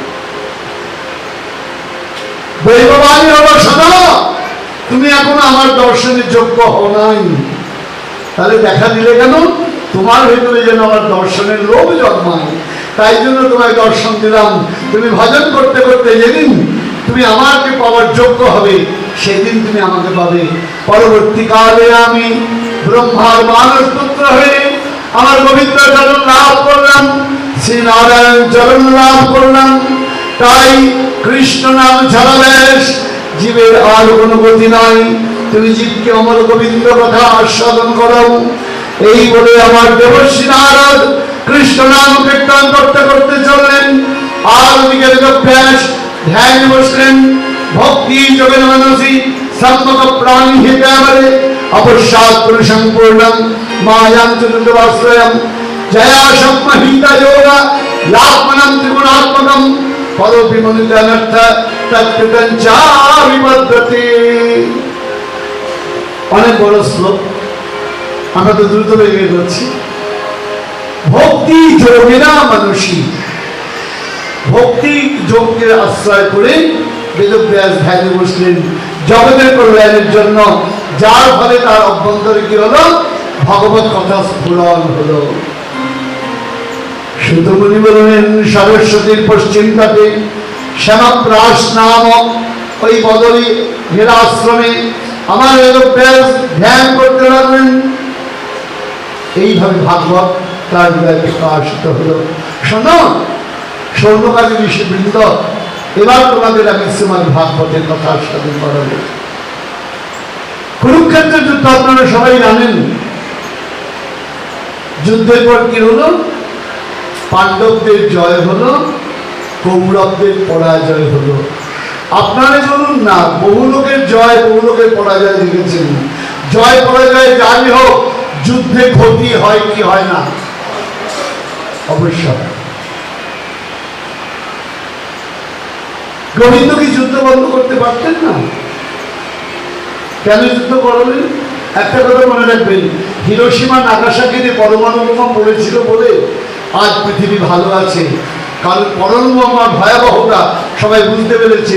মুখে যে যাই বলুক, কাজে কেউ পরমাণু বোমা ব্যবহার করে না, হাতে থাকলেও ব্যবহার করে না। জানে এর মারাত্মক ফল কি? ঠিক তেমনি ওই যুদ্ধকে দেখে আজ আমরা যদি শিখি যুদ্ধের ফল সামগ্রিক ক্ষতি, তাহলে আমরা কেউ লড়াই করতে আর যাবো না। আমাদের অন্তরে প্রেম আসবে, অনুরাগ আসবে। কিসের লড়াই? জগতে কয়দিন এসেছি, কোন দিন চলে যাবো জানি না। আমি তো মজা করে বলি, ঘুম ভাঙলে সকাল, না ভাঙলে ভাই পরকাল। যদি ঘুম ভাঙলো সকাল, না ভাঙলে পরকাল। কত কষ্ট লেগেছে। আমি বড়ুরা গিয়েছি, একটি ছেলে সুন্দর কলেজে গিয়েছে, বৃষ্টির মধ্যে কলেজের পাঁচিল ভেঙে মাটিতে পড়ে গেছে। আমি কালকে শুনলাম তার মৃত্যু হয়ে গেছে। কত কষ্ট লেগেছে আমার অন্তরে। হ্যাঁ, তাহলে কার জীবনে কখন কি ঘটবে কেউ বলতে পারে। তুমি আজকে রাস্তায় বেরিয়ে বাড়ি অবধি পৌঁছতে পারবে কিনা এর কোনো গ্যারেন্টি আছে কি? কোনো গ্যারেন্টি নাই। জীবনের সবচেয়ে নিশ্চিত হলো মৃত্যু, আর সবচেয়ে অনিশ্চিত হলো জীবন। তাই কিসের অহংকার? মা কোনো ধন জন যৌবন গর্বং হরতি নিমেষা কাল সর্বং। হে মানুষ, তাই অহংকার করো না, গর্ব করো না, জগতের কল্যাণে মনোনিবেশ করা। তার কুরুক্ষেত্র যুদ্ধে দুই পক্ষের বহু হানি হলো। কেউ আছেন মৃত্যু অব্দি তাদের ভিতরে হিংসা ফিরে থাকে। তার মধ্যে একজন হলেন দুর্যোধন। যুদ্ধে তার অনুভঙ্গ হলো, কিন্তু অহংকার ভঙ্গ হলো না। অনেকের অনেক ভঙ্গ হয়, দেখছেন, অহংকার ভঙ্গ হয় না। আপনারাও দেখতে পাবেন জগতে এমন লোক অনেক আছে। হ্যাঁ, এমন দিয়ে দেখিয়ে দেবো, সব ভেঙে গেছে, অহংকারটা ভাঙেনি। তা দুর্যোধনের অনুভঙ্গ হয়েছে, অহংকার ভাঙেনি। কৌরবদের মধ্যে তিনজন মাত্র বেঁচে ছিলেন। কে কে? কৃপাচার্য, কৃতবর্মা এবং দ্রোণাচার্যের পুত্র অশ্বত্থামা। অশ্বত্থামা যখন গেলেন দুর্যোধনের কাছে, দুর্যোধন বললেন, আমি মরার আগে যদি পাঞ্চ পাণ্ডবের মৃত্যু শুনে যাই তাহলে আনন্দ করে মৃত্যুবরণ করে নেব। কি অদ্ভুত! দেখুন, আমার কষ্টতে আমার কষ্ট নেই, অন্যের কষ্টতে আমার আনন্দ। কি অদ্ভুত! পৃথিবীতে আছে বাবা এরকম লোক, তার কষ্ট কাপড়তে নেই, কিন্তু অন্যের যেন আনন্দ না হয়। হ্যাঁ, আমাদের মনে হয় বাবা ভগবানের প্রতি ভক্তি করি, সাত্বিক ভক্তি, রাজসিক ভক্তি, তামসিক ভক্তি। সাত্বিক ভক্তি শুধু তোমায় চাই, রাজসিক ভক্তি কি চাই? ভগবানের কাছে আমরা যা করি, প্রার্থনা করি, কেউ ভগবানকে চাই না, টাকা করি, অর্থবিদ্যা ওইভাবে করে চাই। আর তামসিক ভক্তি কি? অন্যের ক্ষতি চাই। হ্যাঁ, আমার লাগে মামলা করছেন প্রভু, তুমি কানা করে রাখিও। আরে কানা করবো কেন? আমার সঙ্গে মামলা করেছে, অন্যের ক্ষতি। দুর্যোধন সেই রকম। অশ্বত্থামা দেখবেন প্রকাশ্য সংগ্রামে পঞ্চপাণ্ডবকে বধ করা যাবে না, রাত্রির অন্ধকারে প্রবেশ করলেন পাণ্ডব শিবিরে। দ্রৌপদীর পঞ্চপুত্র প্রতিবিদ্ধ, শ্রুতসেন, শ্রুতকীর্তি, শতানিক এবং শ্রুতকর্মা পাঁচ ভাই শুয়েছিলেন। তাদের পঞ্চপাণ্ডব মনে করে অন্ধকারের মধ্যে অশ্বত্থামা তাদের মুণ্ডচ্ছেদ করলেন। আর ওদিকে অনাবিল গোবিন্দ সেদিন পঞ্চপাণ্ডবকে নিয়ে শিবিরের বাইরে রাত কাটাচ্ছেন। রাখে কৃষ্ণ, মারেকে প্রভুর যা ইচ্ছা তাই হবে, কারো কিছু করে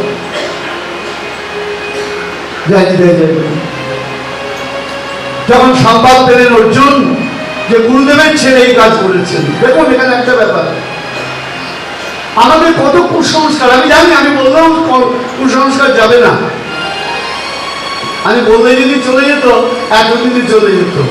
আমি পৃথিবী থেকে চলে যাব, আপনাদের কুসংস্কার যাবে না। হ্যাঁ, একটা কথা মনে রাখবেন, পৃথিবীতে দুটো জিনিস, একটা ন্যায়, একটা অন্যায়।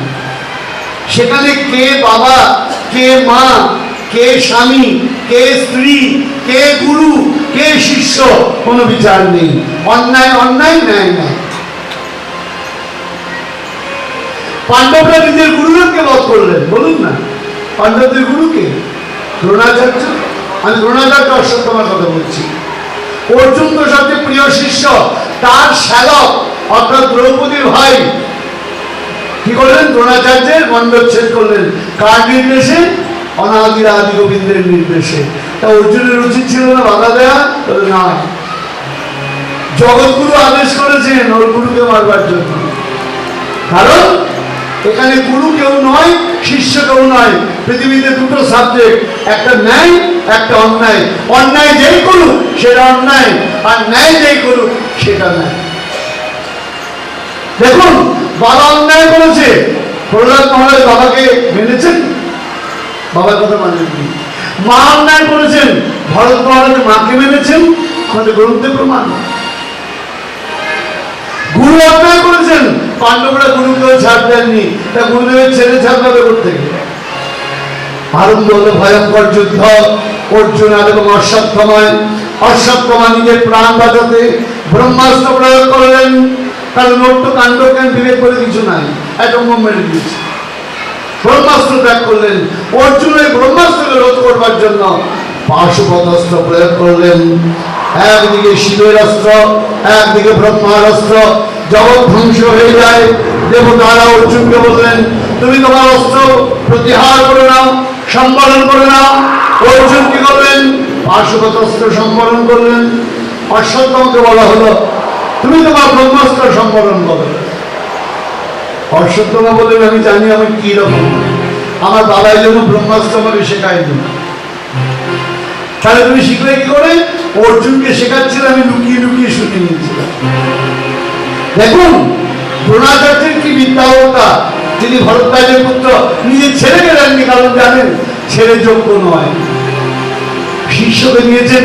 এটাই ভারতবর্ষ, এটাই আমাদের সনাতন ধর্ম, যে শিষ্যের থেকে, পুত্রের থেকে শিষ্যের গুরুত্ব বেশি। আমি বাবুকে বলি, বাবা পুত্র হয়েছ, শিষ্য হওয়া শুধু পুত্র হলে হবে না। আপনারা বলুন, ভগবান অনাদিরাদি গোবিন্দ, তার পুত্রের নাম জানেন? নাম জানেন? বলুন তো একটা নাম কারো। হ্যাঁ, কেউ বলতে পারবেন না ভগবান গোবিন্দের পুত্রের নাম? হ্যাঁ, শ্যাম বোঝাক একটা নাম বেরিয়েছে, আর একটা নাম হচ্ছে প্রদ্যুম্ন। কিন্তু কথা হলো, কৃষ্ণের পুত্রের কোন মন্দির সারা পৃথিবীতে দেখতে পাবেন? রামচন্দ্রের পুত্র কি? লবকুশ, লবকুশের কোন মন্দির দেখতে পাবেন? কিন্তু প্রভুর শিষ্য হনুমান, তার কত মন্দির আছে সারা পৃথিবীতে, চিন্তা করে দেখুন। গোবিন্দের শিষ্য অর্জুন, কত জায়গায় পার্থ সারথী মন্দির আছে, একবার দেখে নিন। তাহলে সনাতন ধর্ম বলছে পুত্রের থেকে শিষ্যের গুরুত্ব বেশি। জানি তাই সবাই ঘুরে দেখতে আরম্ভ করেছে, আমি একটু দেখে দিলাম। দেখছি তো, দেখে লাভ নেই। কিন্তু এবার কি হলো? তাই অশ্বত্থামা পারলেন না তার বাণকে স্তব্ধ করতে। সেই বাণ কি করলো? ছুটে গেল পাণ্ডবদের। দেবতা করলেন, তার শক্তি কমিয়ে দিলেন।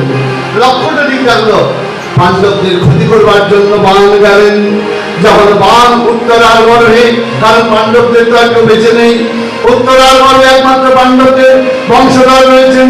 যখন বাণ ছুটে যাচ্ছেন, উত্তরা কাতরভাবে প্রার্থনা করছেন, পাহি পাহি মহাযোগী দেব দেব জগৎপতে নন্দন্তর ভয়ং বর্ষে যত্র মৃত্যু পরস্পরম। হে প্রভু, তোমার ভক্তের বংশকে তুমি রক্ষা করো। অনাদিরাদি প্রাণ গোবিন্দ আমার ওই উত্তরার গর্ভ করতে প্রবেশ করে মহারাজ পরীক্ষিতকে রক্ষা করলেন। মহারাজ পরীক্ষিতের নাম হলো বিষ্ণু রাত।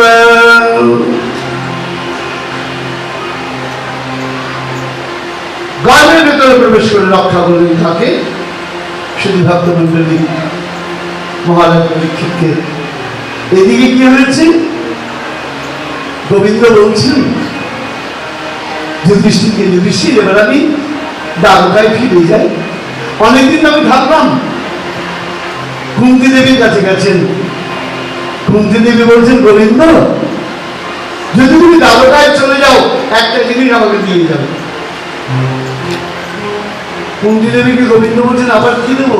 তোমার ছেলে রাজা, এক ছেলে যুবরাজ, তোমার পুত্রবধূ রানী। গোবিন্দ জানো, আজ আমি একটা জিনিস তোমার কাছে চাইবো, কি? তুমি এই কৃপা করে যাও যাতে আমার পুত্ররা সর্বদা বিপদে পড়ে। এই কি পিসিমা, তুমি এই কি বলছো? তোকে বিপদ থেকে মুক্তি চাই, তুমি চাইছো তোমার পুত্ররা বিপদে পড়ে? কেন কেন চাইছি জানো? আমার ছেলেরা যখনই বিপদে পড়েছে, তখনই তুমি তাদের কৃপা করেছ। তাই বিপদ আমার ছেলেদের কাছে শত্রু নয়, বিপদ হলো আমাদের বন্ধু। কারণ বিপদ এলে পরেই আমাদের তার নামের কথা মনে পড়ে। বাবা ছোট্ট একটা ঘটনা বলি। হ্যাঁ, আমি সিঙ্গাপুর যাচ্ছি, কলকাতা থেকে সিঙ্গাপুর যাচ্ছি। এটা লাস্ট যখন সিঙ্গাপুর গেলাম বছর 3 আগে, তার কথা বলছি। আমার এয়ার টার্বুলেন্সে পড়ে গেল, বিমান ঝড়ের মধ্যে পড়ে গেল। তা ভারত থেকে বহু লোক সিঙ্গাপুরে বেড়াতে যায়, প্লেন তো বুঝতেই পারছেন, সে এই কাঁপছে এই কাঁপছে, এই উঠছে এই নামছে, সবাই কান্নাকাটি করে গেছে। আমার পিছনে একজন বাঙালি ফ্যামিলি ছিল, সিটের মধ্যে মাথা ঢুকছে, মা দুর্গা এবার বাঁচা, আর ট্রেনে উঠবো না, মা দুর্গা এবার বাঁচা, আর ট্রেনে উঠবো না। মনে মনে ভাবলাম যাবি তো, ফিরবি হেঁটে দেখবি। হ্যাঁ, আর আমাদের ইন্টারন্যাশনাল ফ্লাইটে আপনারা জানেন, বাংলাদেশ থেকে বহু লোক বাইরে যায়। ইন্টারন্যাশনাল ফ্লাইটে কি হয়, সবার সামনে টিভি স্ক্রিন থাকে, মুভি টুভি দেখবার জন্য, সময় কাটানোর জন্য। সবার টিভি অফ, কান্না কাটি হইচই পড়ে গিয়েছে। কেউ দুর্গা, কেউ শিব, কেউ কালী, কেউ গোবিন্দ। আমি মালা নিয়ে জব করতে আরম্ভ করলাম। মনে মনে ভাবলাম ওপরেই আছি, কিছু হলে আরো উপরে চলে যাবো, টেনশন নিয়ে। হ্যাঁ, যাই হোক, মালা জব করছি। কিছুক্ষণ পর মিনিট 15 মিনিট, মানে মনে হচ্ছে 15 ঘন্টা। ওই এয়ার টার্বুলেন্স আমাদের প্লেন ছিল। যেই 15 মিনিট কেটে গেল বাবা, প্লেন যখন আবার চলতে আরম্ভ করলো, মিনিট 20 পরে দেখি সবার স্কিন আবার নীল হয়ে গিয়েছে। আবার মুভি দেখা, কোথায় কৃষ্ণ নাম, কোথায় দুর্গা নাম, কোথায় শিব নাম। আর কারো মুখে ভগবানের নাম নেই। যে যার মধ্যে টিভিতে তখন বিভিন্ন মুভি দেখতে আরম্ভ ব্যস্ত। অর্থাৎ বিপদ আমাদের সব বন্ধু, শত্রু নয়। হ্যাঁ, বিপদ কি করে, আমাদের ভগবানের নামকে স্মরণ করিয়ে দেয়। তাই দুঃখকে তুলসীদাসজি বলেছেন, তুলসীদাস বলছেন, সুখ भार में गया और दुख तुझे बड़ी हरि जायो, जो दुख मुझे पल पल हरि नाम सरायो। তাই হে কৃষ্ণ, তুমি কথা দাও আমার ছেলেদের যেন বারবার বিপদ আসে, যাতে তোমাকে আমরা দর্শন করতে পারি। কারণ তুমি যদি না থাকো, আমাদের রাজত্বের প্রয়োজন নাই। গোবিন্দ আরো কিছুদিন থাকলেন।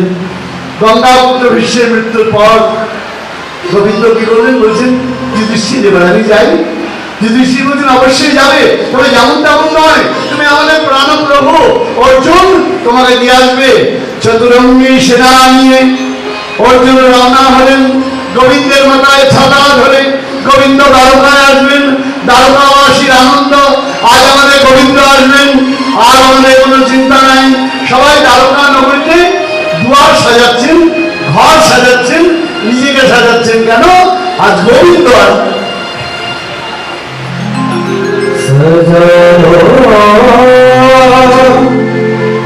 घर को गुलशन सा मेरे सरकार सजा दो घर को गुलशन सा, सजा दो घर को गुलशन सा मेरे सरकार सजा दो घर को गुलशन सा मेरे सरकार लगे खुशियाँ भी दुल्हन सी, लगे खुशियाँ भी दुल्हन सी मेरे घर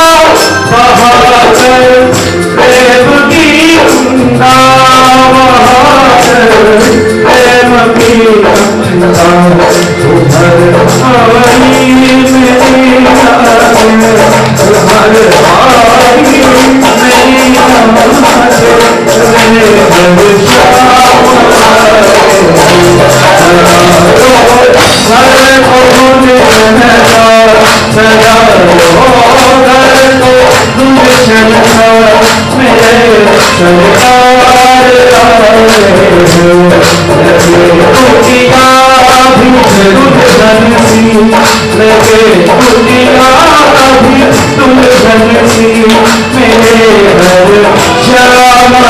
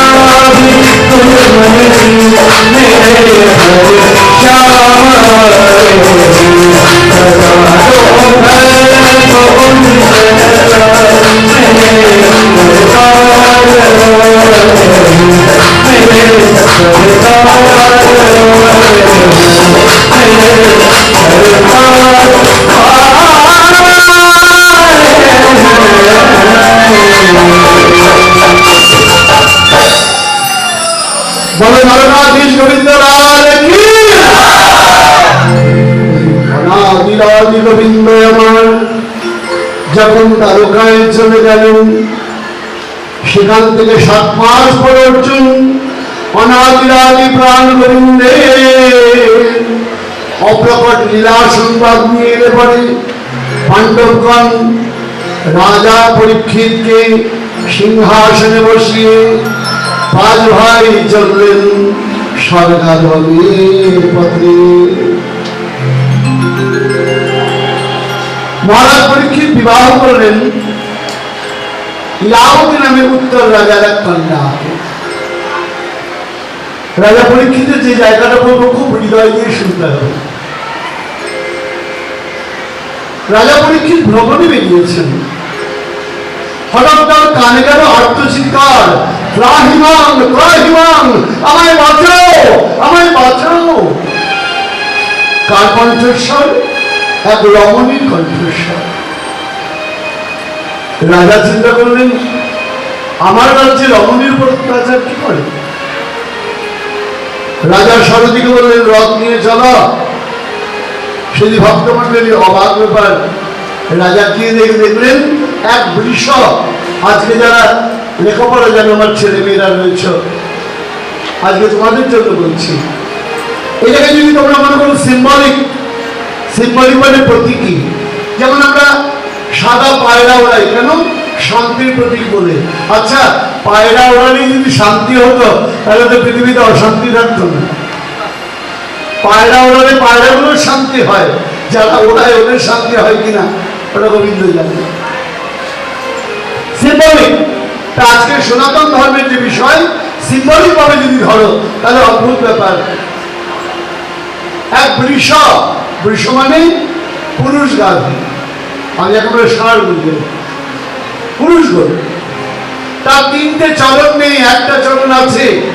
একজন কৃষ্ণ বর্ণের পুরুষ তাকে প্রহার করছে লাঠি দিয়ে। আর এই যে গাভী ক্রন্দন করছেন। রাজা পরীক্ষিত বলেন, তোমরা কে? একজন বলেন, আমি ধরিত্রী পৃথিবী, পাপের বোঝা হয়েছে তাই আমি সহ্য করতে পারছি না। আর কাঁদছে কে? তাই বৃষ, যার 3টে চরণ আর নাই। রাজা বলছেন, তুমি কে? বলে, আমার নাম হলো ধর্ম, আমার 4টে চরণ। ধর্ম কি কি বাবা? 4টে পা ধর্মের, সত্য, দয়া, দান এবং তপস্যা। বর্তমান যুগে কি দেখছি? সত্য নাই, মিথ্যার জয়গান। একটা লোক রোজ মিথ্যা বলতে বলতে ওটাকে সত্যি করে ফেলছে। সত্যম নাস্তি তপা শৌচম দয়া দানম ন বিদ্যতে। কলিযুগে সত্য নাই, তপস্যা নাই, তপস্যার নামে রমরম চলছে। আমরা জব করতে বসি, হাজার চিন্তা মনের ভেতরে চলে আসে। জব করতে পারি কি বলো না মা? হ্যাঁ, দয়া নেই, রাস্তায় কেউ পড়ে থাকলে ভয় যায় না, পুলিশের ঝামেলা করবো দরকার নেই। আর দান, নিজের যখন ছেলের মোবাইল খারাপ হয় তখন হিসাব করি না, 1.5 লাখ টাকার মোবাইল দিয়ে দিই। জামাইয়ের জন্য যখন গাড়ি চিন্তা করতে হয় তখন গাড়ি দিয়ে দিই। কিন্তু পারমার্থিক কর্মে যখন জিজ্ঞাসা করা হয় তখন হিসাব করি, এই কত দিচ্ছে, অমুক বাবু কত দিচ্ছে। আমি দুঃখ করে বলেছিলাম যে তোদের যখন ছেলের জন্মদিন হয়, বিবাহ বার্ষিকী হয়, তখন চাঁদা তুলতে বেরোস, বেরোস না। আর এমন পোড়া খবর ভিখারি, আমি এলে করে সবাইকে চাঁদা তুলতে বেরোতে হবে। হ্যাঁ, এমন ভিখারি আমি, কিছু করার নেই। ভিখারির যা অবস্থা, আমি তো কারো ছেলেও নই, মেয়েও নই, স্বামীও নই, কিছুই নেই। আমার জন্য তো ভিক্ষা করতে বেরোতেই হবে। এখন প্রশ্ন হচ্ছে, কেন এই কথাটা বলতে চাইছি আমি? এই উপলব্ধি বোধ আমাদের কেন থাকবে না? কলিযুগে এই 4টে নাই। আমরা দান করার আগে চিন্তা করি সবাই জানছে কিনা, বড় টেমপ্লেট লাগিয়ে দিই, অমুক বাবুর জন্য এই নাট মন্দির করা হলো, অমুকের জন্য এই পিলার হলো, অমুকের জন্য এই হলো, না হলে সব গেল। পরিবার চাইলে পাইতাম না। বইয়ের মধ্যে বাবার নাম ছাপিয়ে দিতে হবে। হ্যাঁ, আমার এক সন্তান নিয়ে এসছে স্কুলের ম্যাগাজিন, বাবা দেখুন আমার মেয়ের ছবি ম্যাগাজিনের ফ্রন্ট পেজে। বাহ, তোর মেয়ে খুব ভালো নম্বর পেয়েছে। বলে, না না, 2,500 টাকা ডোনেশন দিয়েছি, বলে যে মেয়ের ছবি সামনে রাখতে হবে। অদ্ভুত। এখন বিদ্যার গুরুত্ব নেই, এখন বিদ্যের গুরুত্ব। তাই ভক্তমণ্ডলী তাই বলছেন, কলির প্রভাবে ধর্ম নষ্ট হয়ে যাচ্ছে। সত্য, দয়া, দান, তপস্যা, একটা চরণ রয়েছে সত্য। রাজা ক্রুদ্ধ হলেন, বশীবার করলেন, রে কলি, আজকেই তোকে বধ করবো। কলি তখন চরণ জড়িয়ে বললেন, রাজা মেরো না, আমি তোমার চরণ আশ্রয় করছি। নিয়ম আশ্রিতকে বধ করা যায় না। আমাদের যুদ্ধের নিয়ম হচ্ছে, যদি কেউ সাদা পতাকা ধরে তাকে আর হত্যা করা যাবে না, স্যারেন্ডার। এটা আন্তর্জাতিক চুক্তি আছে, যদি কোনো আর্মি স্যারেন্ডার করে তাকে মারা যাবে। তো স্যারেন্ডার করেছে, আর মারা যাবে না। রাজা বলছে, এক্ষুনি বিদায় হও, আমার রাজত্ব রাখতে পারবে না। কলি বলছেন, আমাকে কমার সময় জায়গা দাও, মেন রোডে না দাও, গলিতে জায়গা দাও। চৌরাস্তার উপর অনেক দাম না বলো, মেন রোডের উপরে, তো গলির মধ্যে জায়গা দাও, কমা কমে জায়গা দাও। তো রাজা বললেন, বেশ, আমি 4টে জায়গা দিচ্ছি। কি কি উল্লেখ করছেন এখানে? কি বললেন? তস্মৈ স্থানানি কলে দদৌনি দূতং পানং শ্রিয়ং শোনং যাত্রা ধর্মশ্চ দুর্বিধা। 4টে জায়গা দেওয়া হলো। কি কি? প্রথম হলো সুরাপান, দ্বিতীয় হলো জুয়া খেলা, তৃতীয় পরস্ত্রী সঙ্গ, আর 4 নম্বর হলো জীব হিংসা। এই 4টে জায়গায় কার অবস্থান? কলির। সুরাপান যে করবে, কলি সবার আগে তাকে ধরবে। পৃথিবীতে যত অ্যাক্সিডেন্ট, কার অ্যাক্সিডেন্ট ম্যাক্সিমাম হয় কার জন্য? সুরাপানের জন্য। আর অবৈধ সঙ্গ, সমাজের স্ট্যাটাসটাই নষ্ট হয়ে যাচ্ছে, মানুষ বিকৃত রুচি হয়ে যাচ্ছে, মানুষের প্রতি ফেদ আর নষ্ট হয়ে যাচ্ছে, সমাজ ধ্বংস হয়ে যাচ্ছে বাবা, কারণ আমাদের অবৈধ ভাবনা চিন্তার জন্য। আর একটা কি, জুয়া খেলা। বাবা, দ্রুত ক্রিয়া কি জিনিস সেটা রাজা যুধিষ্ঠির বুঝিয়ে দিয়ে গেছেন। তিনি বিচক্ষণ ব্যক্তি, তার পর্যন্ত বুদ্ধিভ্রম হয়ে গেল, তাহলে নিজের ভাইকে কেউ বাজি ধরে? হ্যাঁ, তাহলে বোঝা গেল দ্রুত ক্রীড়া আর কি, জীব হিংসা। আর সারা পৃথিবীতে তাকিয়ে দেখুন, হিংসার রক্তের হোলি খেলা চলছে, চারিদিকে যুদ্ধ, কত মৃত্যু, কত দেখছি, তাও এই রক্তপাত বন্ধ হচ্ছে না। আমার একটা সময় মনে হয়, মানুষ কি মানুষের সবচেয়ে বড় শত্রু? আমাদের ভিতরে কি ভালোবাসা, প্রেম, প্রীতি কোনো কিছু নাই? তাহলে পৃথিবীর এই অবস্থা হবে কেন? আমরা মানুষ হয়ে আজকে সবচেয়ে বেশি পরিমাণ মানুষ মানুষের হাতে মারা যায়, কার অ্যাক্সিডেন্টে এত লোক মারা যায় না বাবা। তাই কলির চারটে অবস্থান, কলি বললেন দারুণ জায়গা নিয়েছ, আর আমার চিন্তা নেই। পুনরায় যখন কলি জায়গা চাইলেন, সুবর্ণ লোক দেওয়া হলো, কলি রাজার মুকুটে প্রবেশ করলেন। রাজা কি করলেন? এক গুরুতর অন্যায় করলেন। শ্রমিক মুনির আশ্রমে প্রবেশ করে তার গলায় মৃত সর্প ঝুলিয়ে দিয়ে পিপাসার্থ রাজা মহামুনি শ্রমিকের আশ্রমে গিয়ে জল না পেয়ে তার গলায় মৃত সর্প ঝুলিয়ে দিলেন। শ্রমিক পুত্র শৃঙ্গী অভিসম্পাদ দিলেন, রাজা যদি রক্ষক হয় ভক্ষক হয়, তাহলে কার কাছে আমরা রক্ষা চাইব? যে রাজা আমার পিতাকে এইভাবে অপমান করলো, 7 দিনের মধ্যে তক্ষক সাপ তাকে দংশন করবে। ঋষি তো ক্রুদ্ধ হলেন না, তিনি গৌরমুখকে দিয়ে সংবাদ পাঠালেন, যাও মহারাজ পরীক্ষিতকে সংবাদ দাও। রাজা পরীক্ষিত জানেন কি করেছেন? তিনি পুত্র জন্মেঞ্জয়কে সমস্ত রাজত্ব প্রদান করে, রাজা করে তিনি সর্ববিরক্ত হয়ে ওই গঙ্গা তীরে বসেছেন। আসনে সমস্ত মুনি ঋষিগণ এসছেন। যে রাজা পরীক্ষিত ওই অশ্বত্থামার মৃত্যুবাণে মরে যাচ্ছিল, তখন গোবিন্দ যখন বাঁচিয়েছেন, আজ অবশ্যই তাকে রক্ষা করবেন। সবাই মিলে এসছেন এই গঙ্গা তীরে। এমন সময় সেখানে এলেন 16 বছর বয়স্ক সুখদেব গোস্বামী চরণ, দিগম্বর অপূর্ব দিব্য দর্শন। সবাই উঠে দাঁড়ালেন সুখদেব গোস্বামী চরণকে দেখে। আমরাও তার মুখ থেকে ভাগবত কথা শ্রবণ করব। আসুন, এই শ্রবণ করার আগে আমরা সবাই সুখদেব বন্দনা করি। আসুন, আজ আমরা সবাই সুখদেব বন্দনা করে আমাদের ভগবত কথা বিশ্রাম দেব। জানি তাই যাই। हरि का कथा सुनाने वाले, हरि का नाम सुनाने वाले, तुमको लाखों प्रणाम, तुमको लाखों प्रणाम। हरि का कथा सुनाने वाले, प्रभु का नाम सुनाने वाले, तुमको लाखों प्रणाम, तुमको लाखों प्रणाम।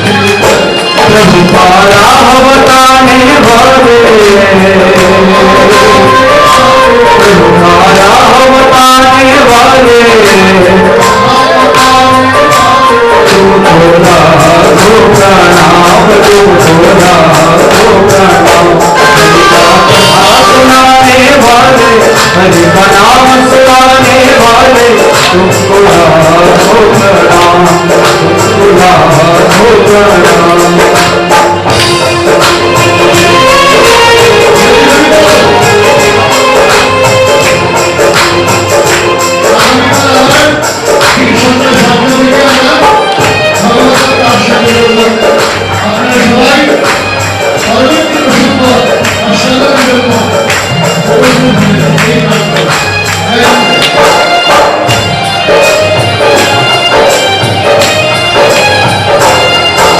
घट घट यंत्र जाम हम कभी और अभिमानी, तुम घट घट यंत्र तुम घट घट यंत्र जाम हम कभी और अभिमानी।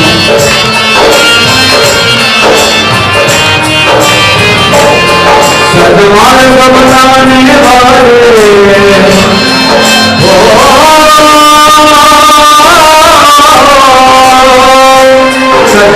मार्ग बताने वाले तुमको लाखों प्रणाम, तुमको लाखों प्रणाम।